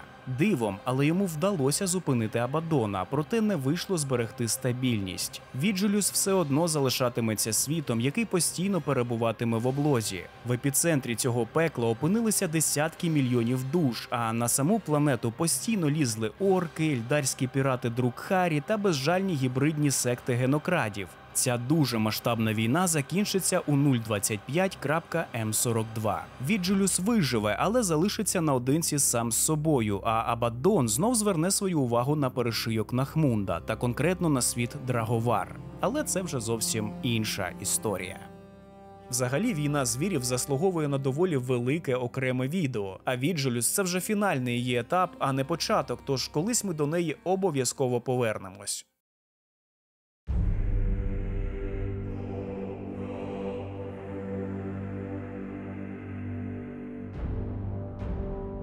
Війна за Таледус стала однією з найзапекліших війн за віру у межах всієї ери Індомітус. Вона точилася між фанатичними силами хаосу, очолюваними легіоном носіїв слова, і вірними захисниками Імперіуму, які боронили священний світ благословення, розташований у серці стратегічно важливої системи Таледус підсектора Верітус. Благословення було головною ціллю нападу, це правда, проте незабаром під ворожий натиск потрапили взагалі всі населені світи системи. Очолив цю криваву хрестову навалу темний апостол Кор Фаерон, жорстокий пророк та богохульник і один із найнебезпечніших служителів пітьми з носіїв слова. Його поява сама по собі стала знаком того, що все несеться коту під сраку. Носії слова, як завжди, прибули не лише з озброєнням, а й з проповідями, які мали нав'язати місцевому населенню віру у хаос. Населення має вважати саме істину хаосу вищою за облудне вшанування трупа Бога на троні.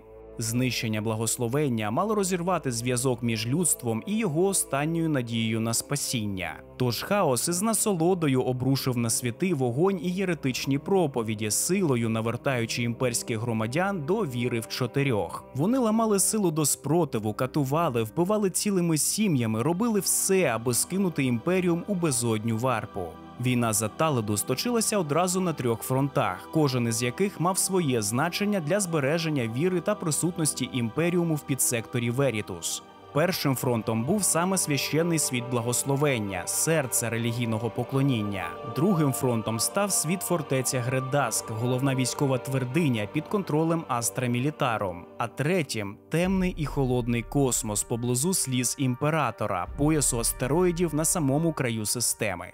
На благословенні війська носіїв слова під командуванням Кора Фаерона майже захопили кафедральний комплекс під назвою Великий Гонорифікум. Майже, бо лоялісти були врятовані незвичним явищем, яке стало частиною того самого психічного пробудження. Віра зібраних у соборі людей викликала з варпу захисні духи священних імперських мертвих.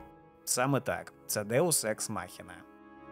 Ця надприродна сила, що згодом отримала назву «Стіна святих», оточила Великий Гонорифікум захисним псайкерським щитом та повернула позиції під контроль людства. Це диво дозволило демі-кампанії космодесантників Саламандр розірвати залишки сил хаосу навпіл і встановити новий оборонний периметр навколо соборного комплексу. На Гредаску, другому фронті, інтервенція ударної групи чорних хрестоносців знищила мобільну фабрику-фортецю під назвою «Жнець душ» або «Пожинач душ», яка не давала імперським захисникам шансів на успіх. І хоча самогубна контратака коштувала життя командиру Астартес Кастелану Драмосу, це була стратегічна перемога. Жнець душ – це гігантська космічна фортеця-фабрика, створена варп-ковалями Легіону Залізних Воїнів. Вона складалася з центральної демонічної кузні, оточеної звивистими щупальцями, викованими з пекельного металу. Ці паразитичні машини вгризалися глибоко в кору цільової планети, а їхні абордажні щупальця вивергали залізних воїнів у вразливі місця оборони безпосередньо на поверхню планети.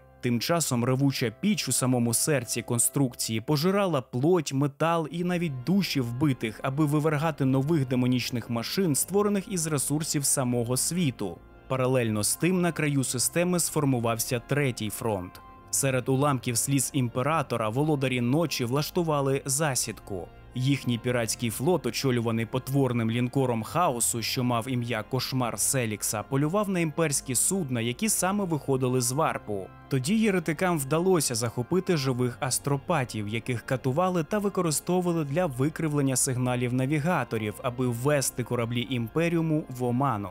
Проте ситуація змінилася, коли у систему увірвались передові космодесантники з 10-го братства Білого Шраму. Їхній стрімкий блискавичний удар зірвав плани зрадників, і війна в космосі перейшла у фазу партизанського протистояння. Обидві сторони полювали одна на одну в лабіринтах уламків та руїн. Маневри та засідки переросли у довгу та виснажливу кампанію. І хоча білі шрами не змогли повністю знищити володарів ночі, їхні удари серйозно підірвали бойову ефективність піратського флоту. Імперіум зберіг контроль над логістикою, принаймні поки що. Цей конфлікт все ще триває та є частиною більшої події, а саме великого психічного пробудження.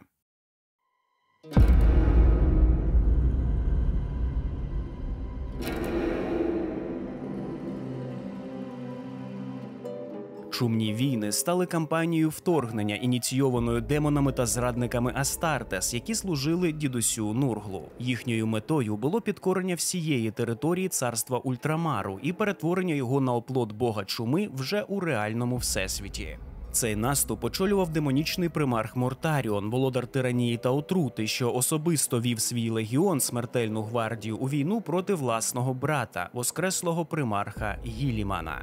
Вторгнення розпочалося одразу після народження Великого Розлому та початку Ноктіс Аетерна. Протягом перших років конфлікту армії хаосу просунулися глибоко в Ультрамар, спустошуючи світ за світом. Однак приблизно у 012.М42 після завершення першої фази хрестового походу Індомітус сам Робут Гіліман повернувся з підкріпленням. Його армію складали загони Примаріс, сили Адептус Механікус і цілі флотилії фрегатів та дредноутів. Це стало поворотним моментом.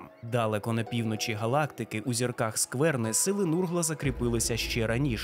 Незадовго після падіння Акадії та 13-го походу Абаддона. Саме звідти, з гнилої серцевини новоствореної імперії Нургла, пішли полчища демонів, несучи із собою чуму. Смертельна гвардія йшла попереду, а за ними тягнулися мільйони культистів та мутованих потвор, складених з частин зіпсованих, розкладених тіл, що колись були людьми. 3 чумних ударних групи вдерлися в Ультрамар, атакуючи на сотні різних фронтів водночас, приносячи з собою надприродну чуму. Захисники Ультрамару, як Астартес, так і звичайні смертні, билися хоробро, втім все одно швидко втрачали позиції. Тоді космодесантники Примаріс дійшли до своїх позицій та зайняли оборону. Зробили вони це незадовго після успішного завершення Теранського хрестового походу Гілімана. Вони хотіли підтримати своїх виснажених братів першороджених, але навіть ці підкріплення могли лише сповільнити просування нападників, а не зупинити їх.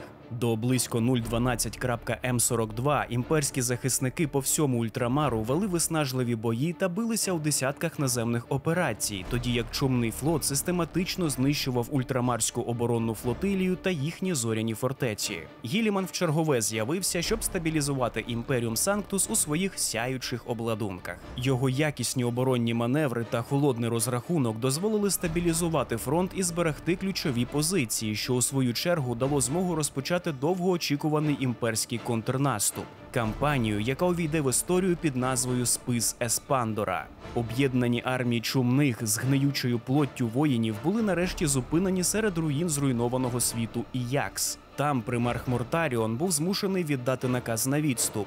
Його понівечені війська відступили до зірок Скверни під прикриттям масштабного бомбардування хімічними бомбами, що залишили після себе лише мертву землю. Мордаріон не лише прагнув врятувати залишки своєї армії, але й поспішав захистити брата, чия доля на той момент залишалася невизначеною. До того ж, саме в той час на царство Нургла в реальному просторі обрушився напад армії бога крові Ггорна. Після витиснення ворога Робут Гілліман наказав негайно почати очищення Ультрамару від наслідків зараження. Він наказав спалити всі заражені території, евакуювати населення та перевірити укріплення планетарного контролю. Паралельно розпочались випробування оновленого та прискореного процесу створення ультрамаринів Примаріс, щоб зміцнити лінії оборони на майбутнє.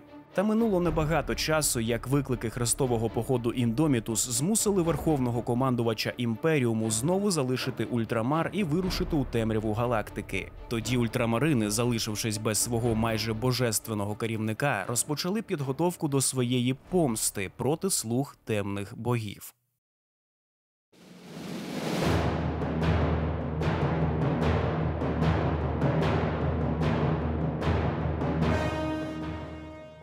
Війна в розломі у просторі, відомому Імперіуму як Зона зірок Скверни, це тривалий і безжальний конфлікт, що триває і досі. Це місце стало ареною запеклого протистояння між богами хаосу, кожен із яких жадає встановити свою владу над реальністю, та знесиленим, але непохитним імперіумом людства. Початок цієї війни є наслідком подій чумних війн, про які ми тільки що з вами говорили, та частково ці події відбувалися паралельно. Великий нечистий демон Слург Глотатракс вторгнувся до північних систем Ультрамару та перетворив їх на умертвілий відбиток саду Нургла. Він спеціально атакував системи на півночі Ультрамару, піддаючи їх різноманітним жахливим хворобам. Тоді 3 системи впали і стали відомими як Ноксіас, Ротгрейв та Вермінокс. Зараз ці світи відомі як Зірки Скверни. Згодом бог хаосу Дзінч почав заздрити новопридбаним територіям свого брата Нургла, і тоді він почав розробляти свій власний план. Дзінч планував захопити власний домен, а потім паралельно запустити події, які підірвали б контроль Нургла над його зростаючою імперією. Дзінч почав шепотіти на вушко Ггорну різні приємні штучки. Типу, існують такі собі зірки Скверни, які тримає вонючий Нургл. Не хочеш собі трішечки?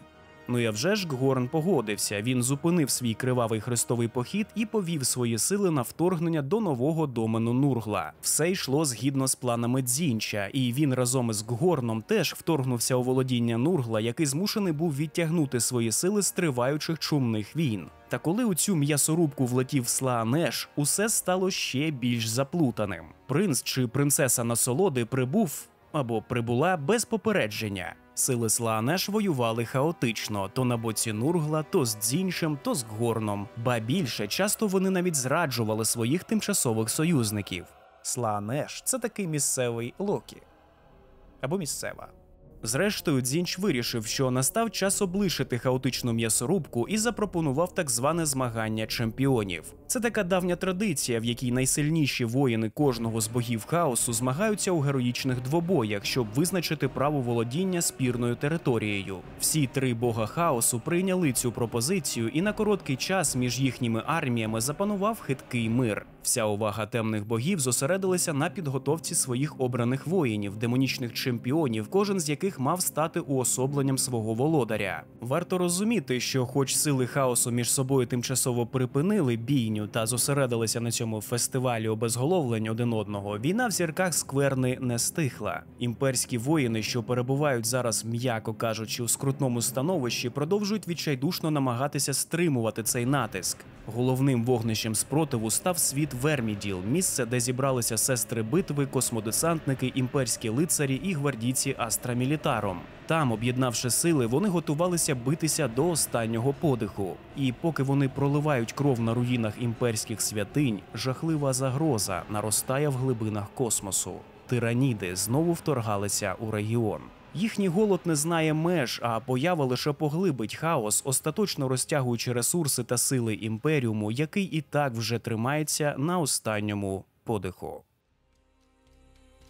Ну а на цьому з хронологією поки що все. Тепер ви знаєте, як Імперіум котився у прірву кількадесят тисяч років поспіль. Але далі на моєму каналі, мабуть, буде ще цікавіше. Примархи, всякі поїхавші персонажі, місцеві Наполеони, релігійні фанатики, мутанти, техножерці. Кожен має отримати своє відео. Дякую вам за перегляд та особливо за те, що додивилися або дослухали відео до кінця. Зараз саме час підписатися на канал, щось написати та щось натиснути, бо саме таким чином ви підтримуєте український YouTube. Ну а якщо вам сподобалось настільки, що ви хочете підтримати канал фінансово, то ви можете зробити це тут на YouTube, ставши спонсором, або на платформі BuyMeACoffee, QR-код на яку ви зараз бачите на моїй пиці. Ну і пам'ятайте, на кожен тентакль російських тиранідів ми знайдемо свій ланцюговий меч та дрон у пику. Слава Україні, мирного вам неба та смерть російським окупантам. Peace.